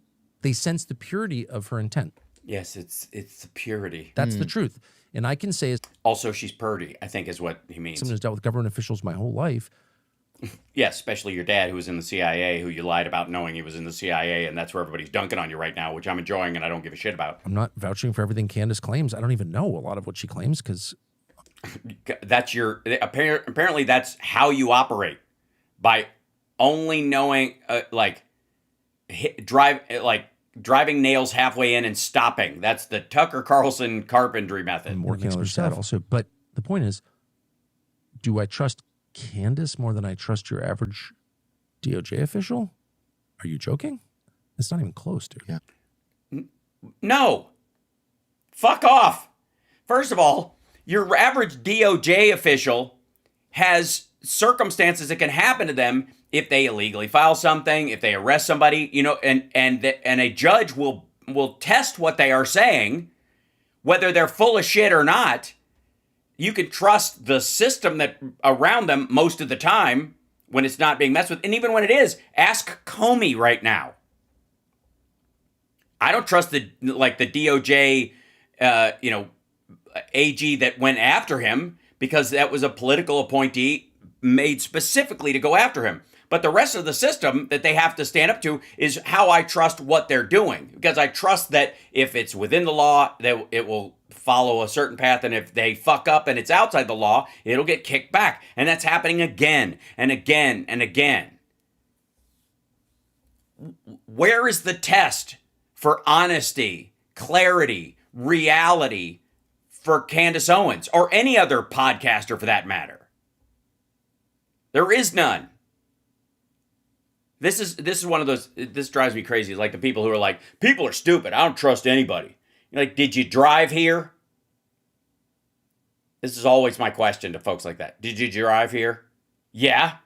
So you traveled here in a tin box with a bunch of other people surrounding you in tin boxes, half of whom are going the opposite direction you are, and the only agreement you have is a yellow line that you won't run into each other. You trust other people to cross this, to follow the street signs, all that kind of stuff. If you really didn't trust everybody to that level, you'd never leave the fucking house. It's just garbage. Anyways, I do enjoy the fact that they are backbiting throughout all this. But it's not surprising, and this is... Yeah, so here's the other part of that follow-up, where Tuckums addresses... Get up here. Stop it. Stop it. There you go. Thanks. Here we go. There we go. Okay, So I think he posted this thing, or it seems like a Facebook video, or I mean a FaceTime video, but in the 3 months since Charlie Kirk was murdered. Okay, this is just a shitty at-home report to make him seem like a legit podcaster and pretend he's not a multi-deca millionaire. I've really tried not to comment on the murder investigation in public, and it's not because I don't care, of course. I love Charlie and knew him well since he was a teenager. Really? Where did you guys meet? But I haven't said anything about it. I really tried not to say anything about it. First, because I don't really know. He said a bunch about it, by the way, on his show. It's come up multiple times with different people over and over again. Anything that everyone else. Who is financing these MAGA shows? Still Russia. It is diversified, Barbara. Thank you for asking. In the case of Tucker Carlson, it's Middle Eastern money, and the idea that TPUSA and the Egyptian connection has a lot to do with just like Egyptian money. Guaranteeing support for Egypt and that kind of stuff. That may have very well been why these planes were around, or they were letting them use a plane more than likely. They gifted them a plane to use, and the people that were on that were support staff and all that other shit for the TPUSA folks or whatever. And then there's a lot of Chinese money, and then there's a lot of Russian money. Now, the Russian money has dwindled a lot lately, and they were more ham-handed in handing it out. That's why the whole tenant media thing came to light. And there's, other than Bitcoin, they have no other way of like getting that money in. And after the Farah stuff, ironically, when Republicans attacked Hunter Biden all the time, and they were finally coming after the Foreign Agents Registration Act or whatever, they wanted everybody to follow those rules. Who got caught in that net was more maggots than people on the left. There were some on the left, but not anywhere near the volume of people on the right. And so they're having to find all kinds of ways to launder this money all over the place. So it's multiple sources. And it's kind of like find your sponsor. Some of them will go, because Erdogan wants to FARA, the Foreign Agents Registration Act. There's multiple outlets that will pay you money if they have a vested interest. It's like lobbying. It's like you're an unpaid lobbyist for them online because you're not directly. It's interesting because this has been a way around the lobbying rules. If you're not directly talking to the elected officials, but what your job is to corral support amongst a section of the politically moronic like MAGA and get them all moving in one direction. Like you could pay like 5 or 6 streamers to all talk about this one particular topic, right? And then all the maggots will start thinking this is fucking important, right? That's another way to do lobbying. It's like, it's organizational lobbying. And the problem with, and the way people got caught up in it and, got noticed that was happening is the tenant media thing. They just thought, nobody's going to come after us. Yeah. How did Russia stop financing Tin Pool? Yes. I mean, he might still, I don't know how much money he needs to get from them, but the tenant media thing fell through. I haven't heard him talk. I mean, I haven't seen a bunch of clips from him about Ukraine lately, but the right has largely dropped Ukraine. As a matter of fact, there's Ukraine funding in the new defense authorization that went through, and it passed largely bipartisan. So either the money dried up from Russia that was protecting, stopping this money and stopping the support, and that's why they've all stopped talking about it, and why right wingers in the Congress have stopped fighting it and just let it go through because they know it's right. The reality is there are bigger fish to fry. You could argue that Israel and Gaza really did steal a lot of the thunder of what people were talking about, and the anti-Semitism on the right that sprung up and created a strange bridge with the far left. The crust all thought it was Jew-hating time, and they built bridges everywhere. This was so disturbing and hard for the quote unquote establishment of right-wing thought, all the way from TPUSA to CPAC and then the Trump administration. All of them were having such a hard time dealing with this shit that they kind of blew off hating Ukraine. Even their like talking points about Ukraine are shitting on Zelensky is really, if you look at the wind has really come out of their sails. We'll talk about this with Phil on Saturday on the radio show, because I think he's back there, or he'll be back on the show wherever he is. But I think he's back in Ukraine now. And a lot of it is, I mean, this funding sailed through the House. It will sail through the Senate as well, and Trump will sign it because he doesn't know any better. And there's a raise for service people in there. So if Trump doesn't sign it, he's fucked. He vetoed a raise for our troops. If the Republican Senate doesn't pass it, they won't pass a raise for our troops, right? So it's going to happen. And so they've all moved on. So either the Russian money dried up, not just in the media sphere, but in the actual, where they were. I mean, obviously the NRA, when the NRA stopped getting all that Russian money and it came out with Maria Butina and all that shit, they had a hard time laundering money through there. Crypto's taken too much of a dump and is unreliable as a way of people like, I'm going to take my, you can pay me in crypto and then I'll cash out of it later. Nobody trusts that it's going to be there later, so it doesn't work. So yeah, anyways, that's currently where they are. They are it's just like highest bidder at this point. Whoever's throwing them money, and it's individual countries looking for singular pushes. That's why they're very scattered about who they're, and that's why he's interviewing the head of Qatar, and why the rest of the right is mad about it, because they're not spreading the money around. Doesn't know.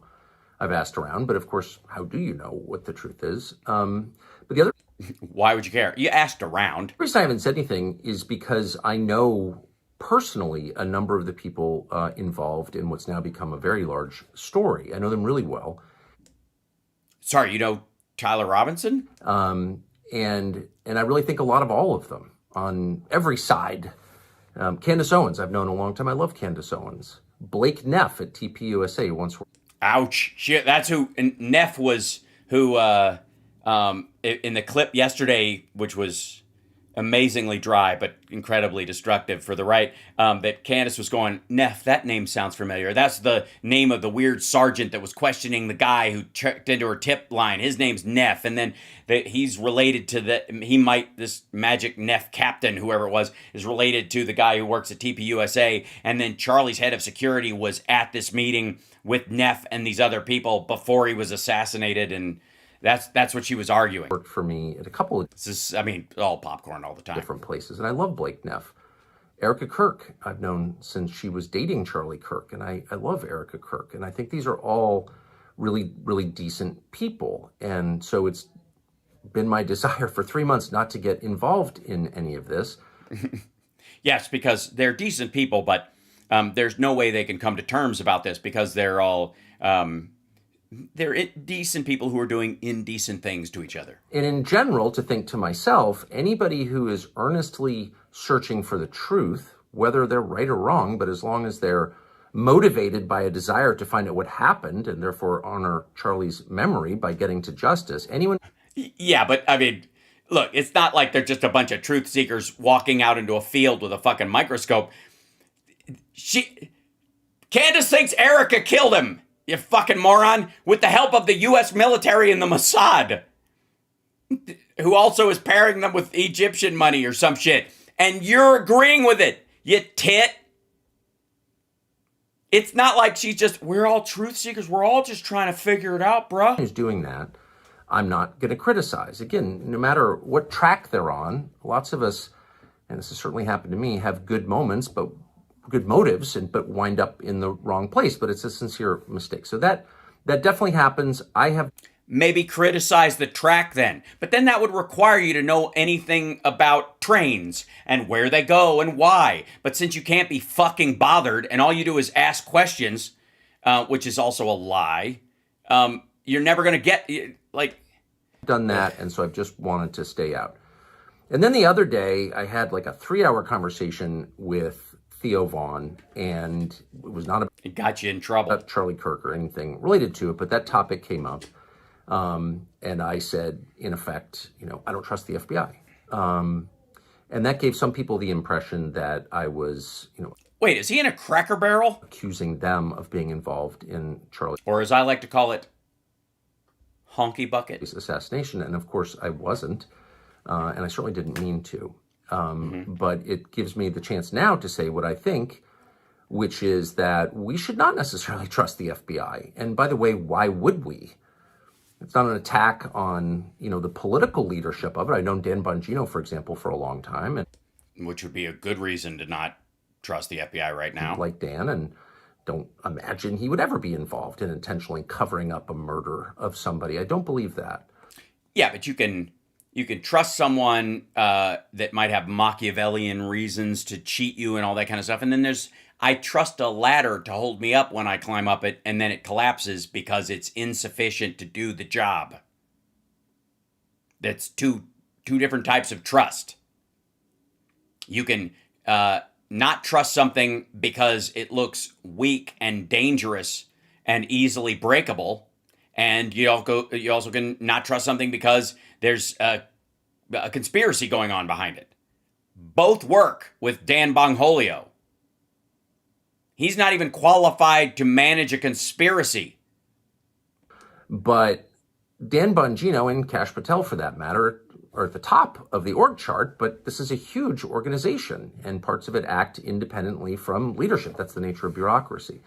So saying, well, I like Dan Bongino and don't think he would do something wrong on purpose, which is how I feel, doesn't mean that I trust the FBI or have to trust the FBI. And again, why would I?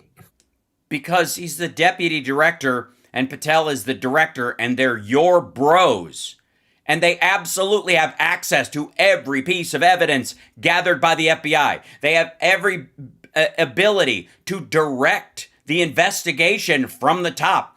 Pam Bondi also is a Trump appointee. These are all your fucking people. That's why. It's not like this abject, like, why would I even trust the FBI? And just like, that's like, trusting the earth is round. I'm obviously, not going to start like testing it with a laser, but, to see if I'm full of shit. But maybe it is, I don't know.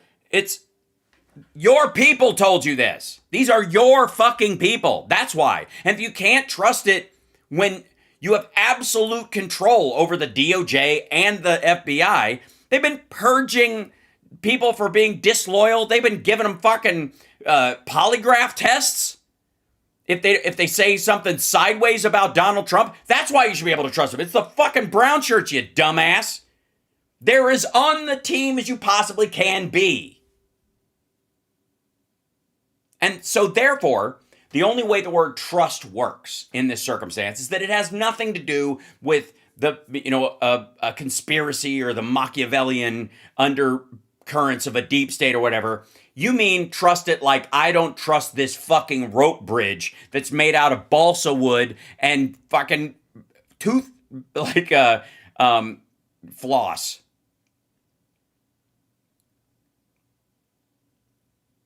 That's why. That's the trusty talk. Why do I trust the eye? It's run by fucking morons. I like them, but they're stupid. There's one lesson of the last election, the 2024 election. It's that a lot of our biggest systems, our biggest institutions have rot in them. No, it was not at all. Ask Doge. They ran aground. They couldn't find it. They fired a bunch of people that had to be rehired because they were the only people who knew how to do the fucking job. Where is the big purge in the FBI? Where is it? How many people were fucking like perp walked from the FBI or caught hiding, stealing, moving evidence around? People are doing it now under Bongino, under Bongholio and Patel. Where is it? Where's the rot? Where? Doge basically was a fucking flop. Because they don't know how anything works, and so their assumption was everything must not work because it's so expensive. Like, there's 340 million people in this country, and they're important because they're Americans. And we've been through 3 major world-wrecking calamities in the last 2.5 decades. 9/11, 2008, and COVID. Not to mention every fucking hurricane season. Shit gets expensive and sprawling and difficult to manage. You lazy son of a bitch. And that needs to be reformed. And as if we needed more proof of it, we'd learned what a lot of us suspected for years, that January 6th was in effect a setup, and the lie. FBI was key to that setup. No, it was not. The informants, people, maggots who decide, oh shit, this is getting violent, I'm going to call the FBI on these assholes, is not agents embedded in it. So, I mean, this is just garbage. Have a fucking hearing. Do your own Jan 6 panel, you moron. Ugh. And it's still not clear that everyone involved in that setup at the FBI has been fired or punished. Because there wasn't anyone, shithead. Why wouldn't they? Oh, I'll tell you why. Because when January 6th happened, who was fucking president? Who was running everything? Same guy that was running the government when Jeffrey Epstein died in a federal jail. The people, he had his hand-picked FBI people. He had his hand-picked DOJ people. He had his buddies gathering at a hotel coordinating shit. There's no Biden conspiracy when Trump is fucking president, you lazy bastard. For that. So no person, no American is under some moral obligation to believe everything. By the way, this is such a lame fallacy that they put forward. Nobody has the right to insist that I believe something. Like, nobody is asking you to believe something. What people are expecting, and I don't know why, because you're a shithead, is some element of think some of this shit through to its logical or ad absurdum levels to see it kick the tires a little before it comes out of your fucking dome. The government tells you, particularly institutions or agencies. We're not talking about institutions or agencies. We're talking about your fucking buddies. We're talking about Bongholio and Patel and Bondi. There wasn't a gaggle of fucking FBI agents who went, they're not telling the truth. We really know who killed Charlie. Right? The heads of it, like, Patel even jumped on it. That's what you were referencing when you're on Theo Vaughn. The stupid tweeting shit. That have a long documented, factually documented track record of committing crimes. No, they don't. They do not. I don't know what the fucking track record you're talking about. If you're going to go Waco, those people were storing fucking grenades in the basement. It was a standoff. Shit like that happens. When it's a house and it's not a cult, nobody gives a goddamn. But when there's, 65 people in it and they think the world's going to end in a week and a half, and they've got a basement full of fucking grenades and machine guns, suddenly the FBI is like, oh my God, this is such government overreach. It's like Kent State all over again. No, it's not. And then they'll jump back to Ruby Ridge, right? And then J. Edgar Hoover being a prick. Basically being a paranoid asshole on behalf of Nixon. Or he was the original deep stater. Participating illegally in our political system, for example, as the FBI has done, manufacturing crimes, setting people up. No, they didn't set anybody up. If they set an informant in or have somebody try to buy drugs from someone, again, this is not setting them up. If they don't have the drugs to sell or the impetus to do it, or weapons in this case, which is really what he's talking about, they're not going to sell them. And if they do, a judge will throw it out for entrapment, you moron. Distorting justice. That's the opposite of their job, of course, which is yeah. And they do all these terrible things. And I'm never going to, focus on the majority of the things that they've absolutely done right. I'm going to pick it, I'm going to nut pick certain stories that the only reason you know about them is because our system fucking works. To get to justice through facts and then to tell the rest of us how they arrived at this. You don't even know what the facts are. God damn. You don't even bother to know what the facts are. I don't know what's going on. I don't know anything about this, but it seems funky to me. Well, then shut the fuck up. This conclusion to prove to the rest of us that the right people are being punished. Also, by the way, can I point out one thing real quick? And I know this is probably just a bone I particularly have to pick in this area. But if you're just asking questions from a journalistic standpoint, and because you're trying to get the answers, and I just ask a question, you give me your answer fully, and I'll write it down, and then later on I'll write a story together based on the answers I've gotten from a bunch of different people and see if they match up, right? That would be the journalistic way of just asking questions, because it results in a report. Journalism results in a report. Here's what we were looking at. Here's what we found out. Here's the conclusions we drew, right?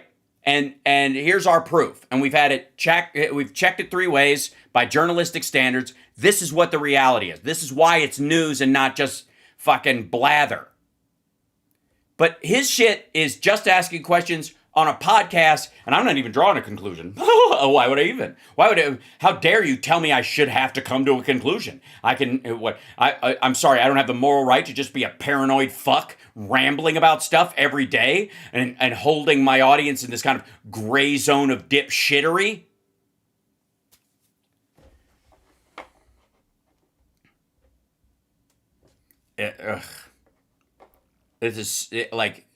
It's so fucking tedious because it doesn't amount to anything.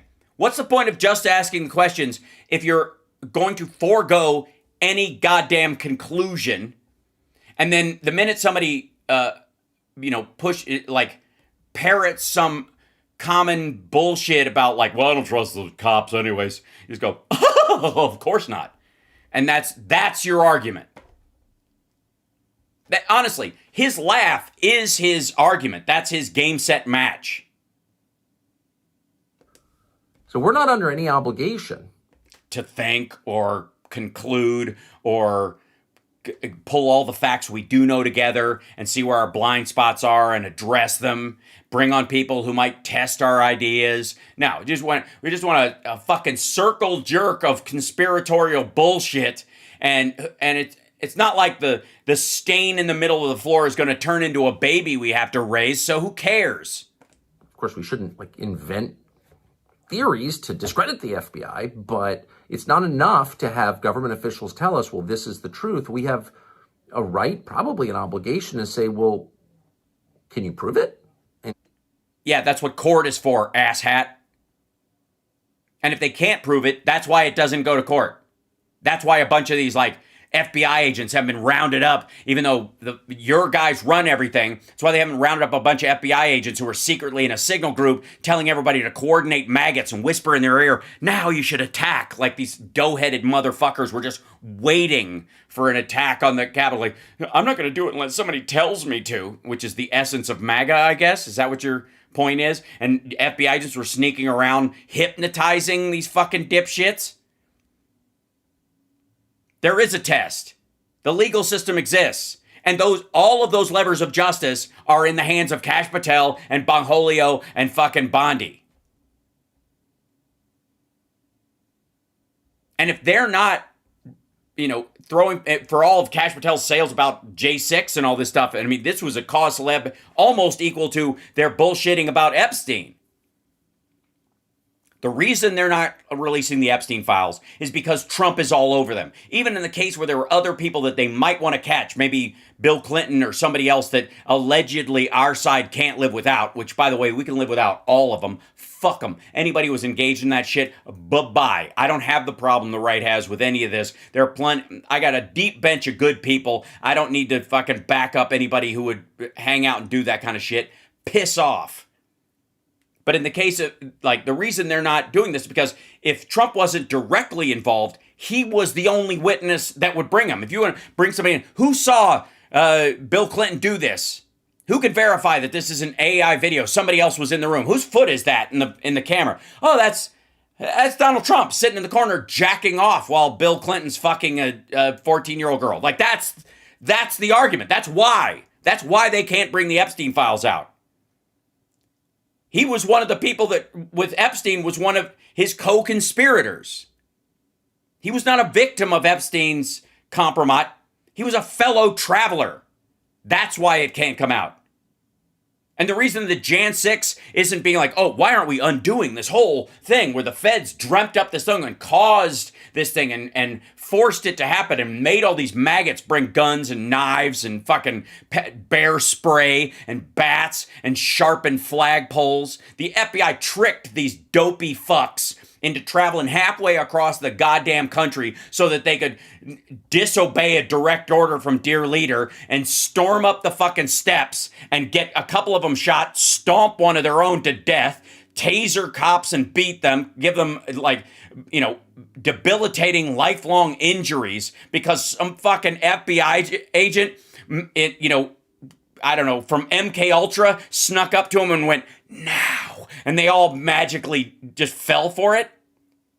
Because those are the people who are the true Americans who should pick our leaders. These dough-headed fucks who only needed the go-ahead from some fucking implanted FBI agent that may or may not even be that, who they were friends with apparently for years before all this happened, but is magically a fucking Fed. Maybe the reason why they're not digging into this and unpacking this whole fucking monstrous conspiracy of how the FBI, like, basically was out there with whips, forcing them into battle like conscripted fucking soldiers, is because it didn't happen. And if you open that can of worms again, what you'll find at the end of it is Donald Trump and Roger Stone and Steve Bannon and fucking Clarence Thomas's fucking wife and the Proud Boys and Patriot Front and TPUSA. Because there's only reality is a bitch. That's why.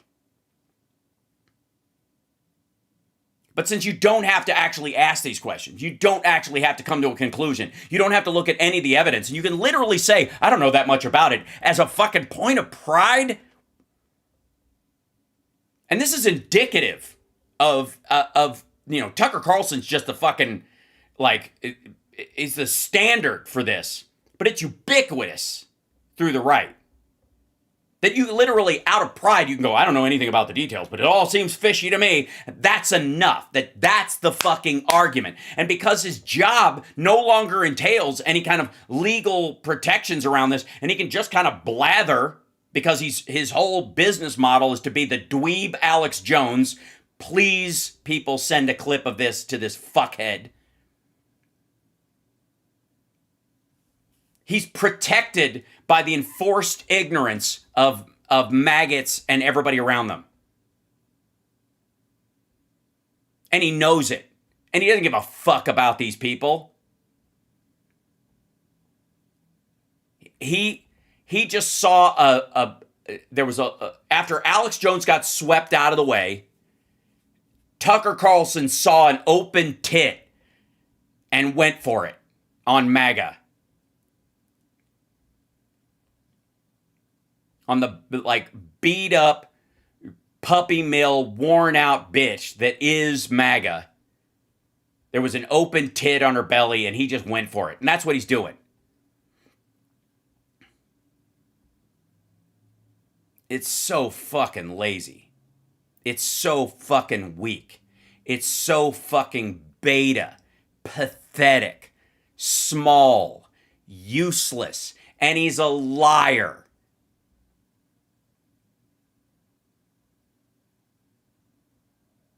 And the interesting thing is, the job that he has is to be a liar. The lies of blatant obfuscation. The laziest kind of lying there is.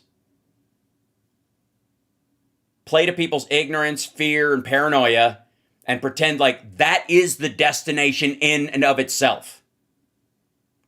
That paranoia is the goal.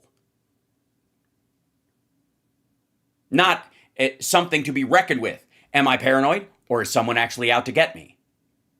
If they are, who the fuck are they exactly? So we can deal with them so I no longer have to feel like this. If I just feel like this, then I need to come to terms with I have believed a bunch of bullshit that is limiting my life. and getting me stuck in paranoia. But that's his fucking business model. It's the same thing with Glenn Beck. Look at his fucking thumbnails. It's fucking embarrassing. It's the whole thing is to ensure a certain level of confused paranoia among maggots so they never come to a realistic conclusion about what can actually help them. If you want to talk about like scrambling people so they never get a political toehold, there's nothing better than maggot media getting these people like stirred up into a frenzy and Donald Trump feathering his own fucking nest as a hero of the middle class or the working man. And then they all end up feeling like they've been robbed at the end of it. He was their one big hope and now they're disenfranchised again. It's a perfect recipe for control of these idiots.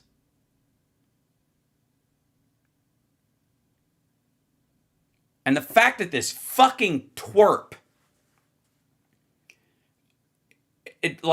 is trying to like claim some element to this like slice off a piece of Alex Jones or Joe Rogan simply because it allows him a financial pad to use his own money to buy like property in fucking Qatar. Think of all the places you'd want a vacation. Think of all the places you want a second home with a beautiful view and people like you could hang out with, a place you could bring your family and friends. Would it be the Middle Eastern capital of closet, violent, self-hating homosexuality? Or would it be probably a place in, I don't know, the mountains? Like a Colorado mansion or someplace with sand, a beach somewhere. Would it be a place where everyone around you is a billionaire, self-hating, anti-gay boy fucker? Like Qatar? Like the area he's buying in Qatar? You're like, I gotta get a getaway in this place. You fucking kidding me? Especially if you're like, I'm America first.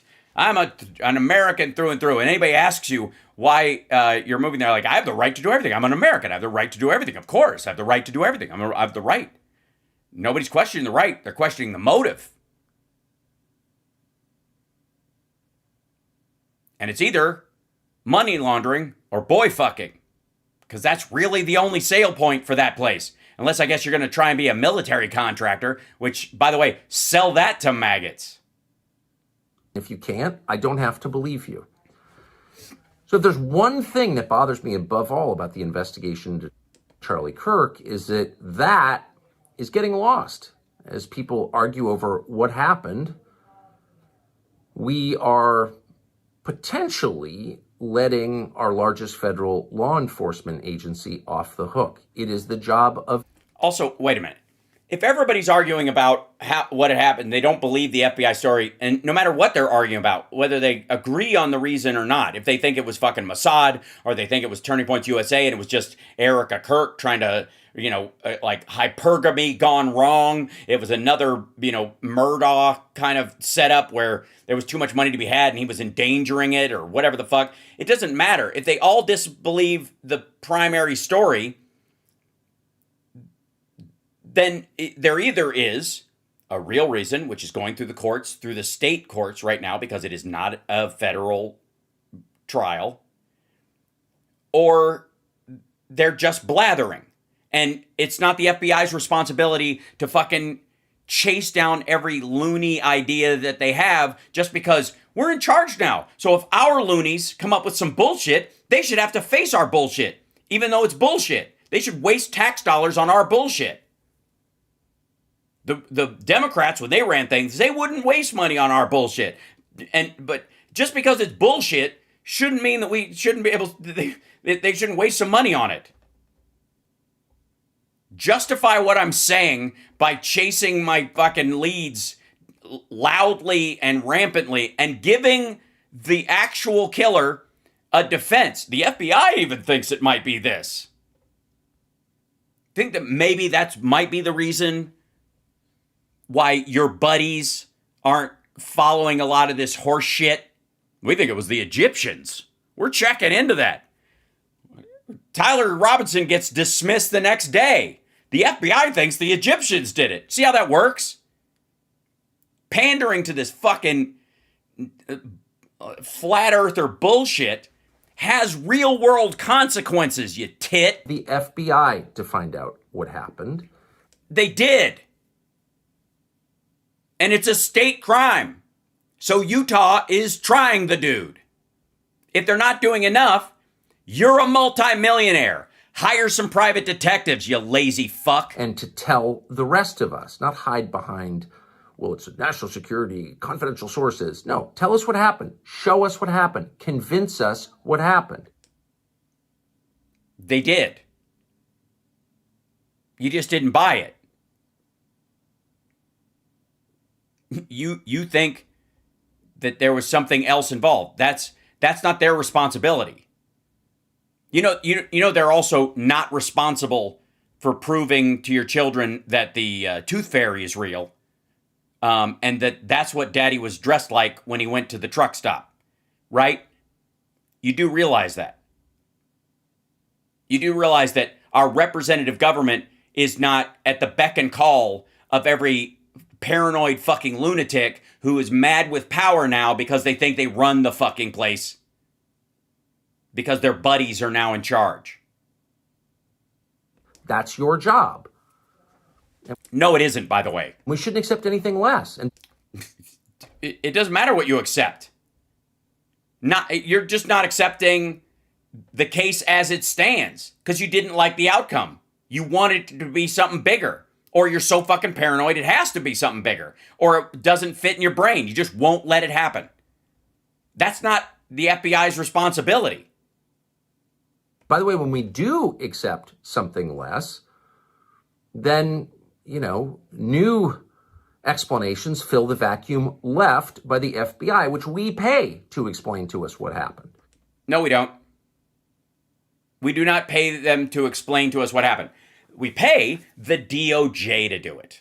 Because once an indictment is made, that is filed in public. And then they will often, if it's a big high-profile case, they will have a press conference about it and take questions about it. And then the trial has to actually fucking happen. And during the trial, that information comes out. You get the information of what happened, when it happened, how it happened. That becomes public record as the person is tried.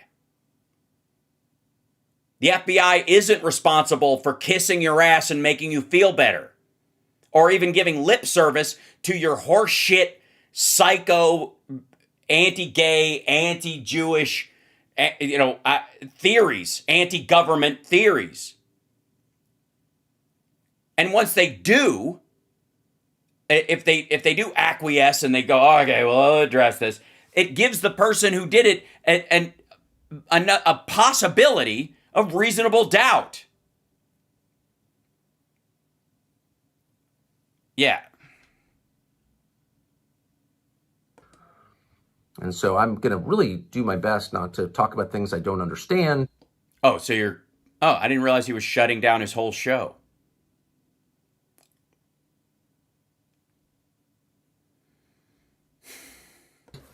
State things as though I know them when I don't know them. Yeah, that's not your thing. Your thing is the lazy, I don't know. And that not knowing is entirely the battle.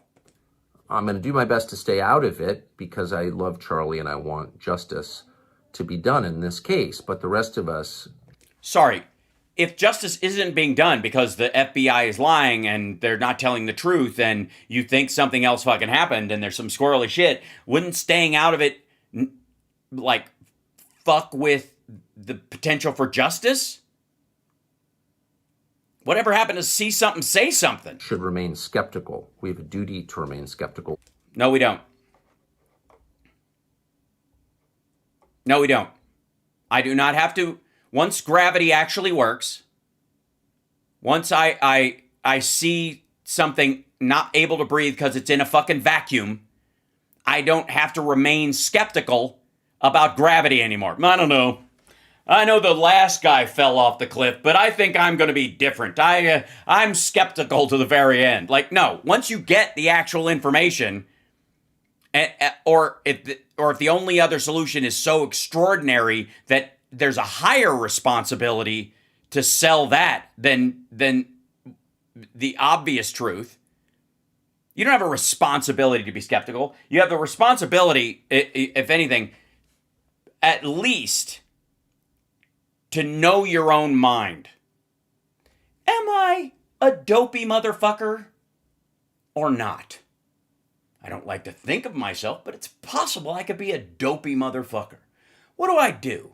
Do I actually take ideas that I hear and information that I hear and test those ideas and that information to make sure it makes sense in a logical way, and then I test it against other information that I have, and so that there's kind of a monster truck rally, if you will, or a worldwide wrestling championship of ideas where they're suplexing each other, and I know who comes out on top is the best idea. Am I doing that, or am I just asking questions like a fucking moron and not caring about the answers? Because caring about the answers gives me responsibility. Once you stop asking questions and start fucking thinking, you have a responsibility for what you heard.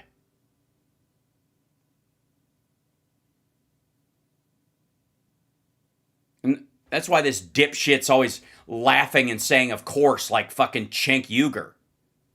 Of course, of course. No, not of course. I'm not taking what you're saying at face value. It doesn't check out. If you're even bothering to say something, you're just tap dancing around reality. Good Lord. And we should not be ashamed of our skepticism. God. No one's ever asking somebody being ashamed of being skeptical. The problem is after you've heard the information, you're no longer being skeptical. You're either being paranoid or deluded or self-involved, or you're part of another bullshit attack on reality in an attempt to get the person, in this case, free. I guess maybe that's what this is. That this is just cover because Tucker Carlson is trying to help Tyler Robinson go free. That he actually supports what Tyler Robinson allegedly did, and he doesn't want him to go to jail for it. So he's trying his best to give him plausible deniability. And that's why he supports Candace Owens, not because he believes or doesn't believe, but that's the best chance where he can force, Crash Patel and Patches Patel and Bongholio to come out and say something stupid that allows Tyler Robinson's attorneys to go, see, even the FBI thinks the Mossad and Egypt and the Jews are behind it, and probably with the help of his wife. So my client, ladies and gentlemen of the jury, you heard that clip right from the mouth of the head of the FBI.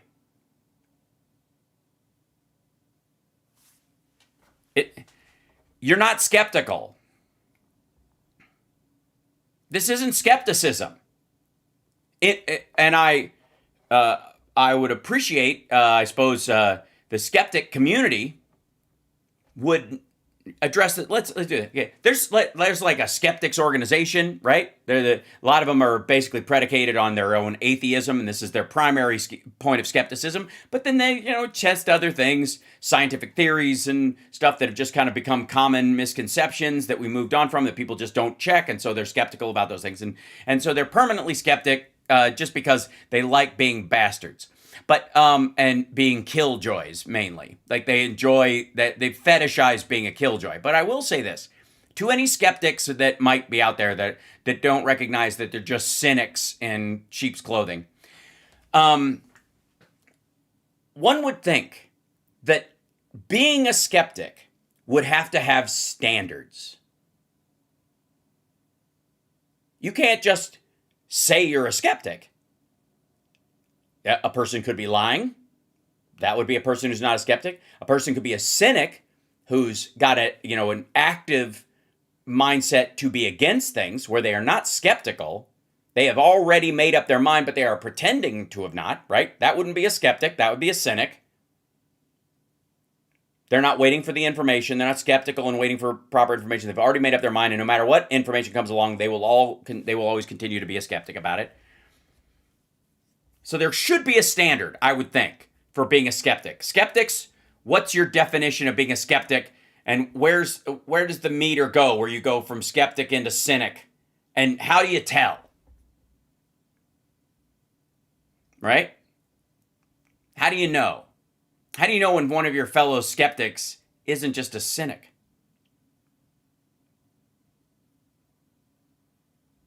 How do you test that? Right? Yes, they could be contrarians as well. They could just, fap to the idea of being, whatever it is, I'm against it, right?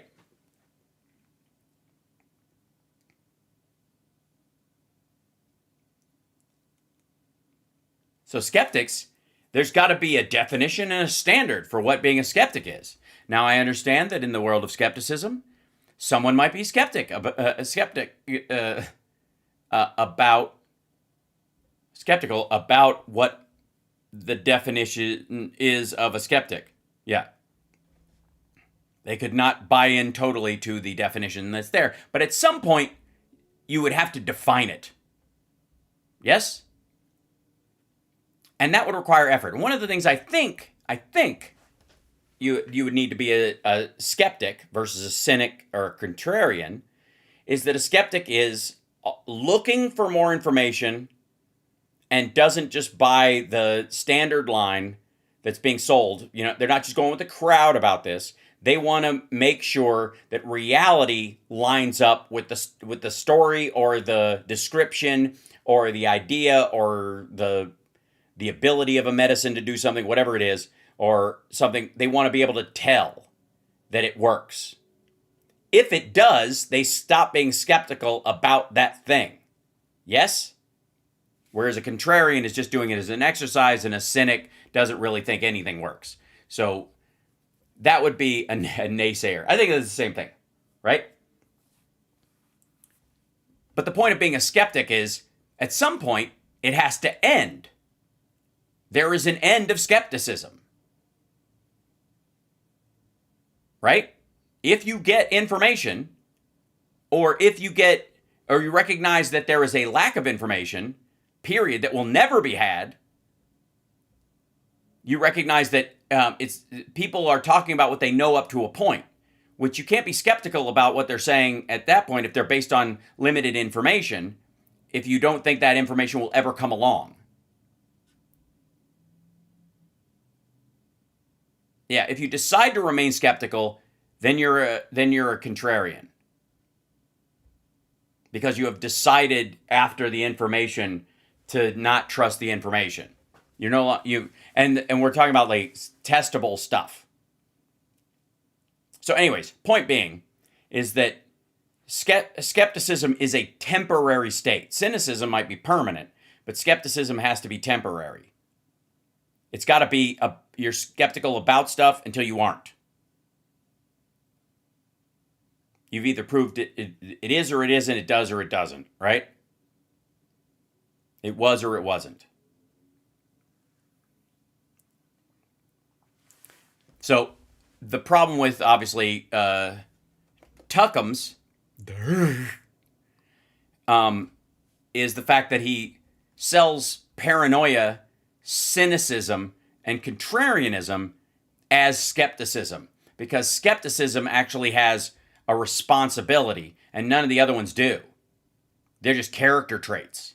They're just behavior patterns. They're not based on reality at all.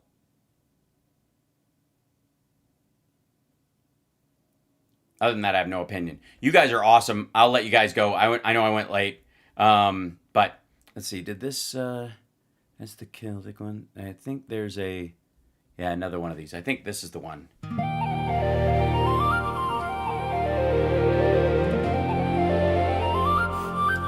Thank you guys for the support. Thank you for becoming members.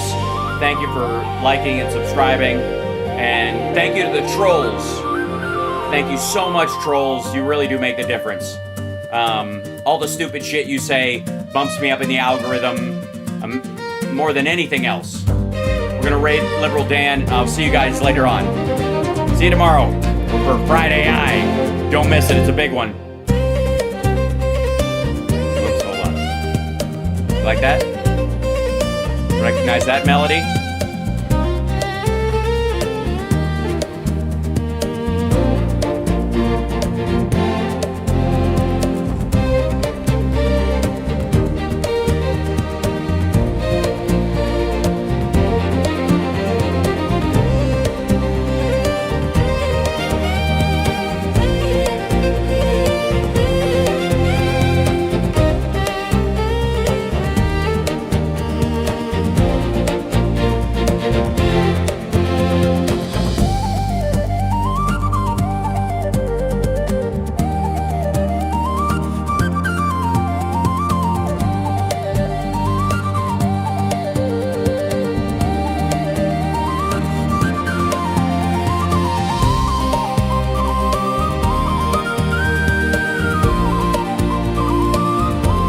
Yes, Robin, you can add a question for Friday Eye. Make sure Andrea sees it. Thank you. Hit that like.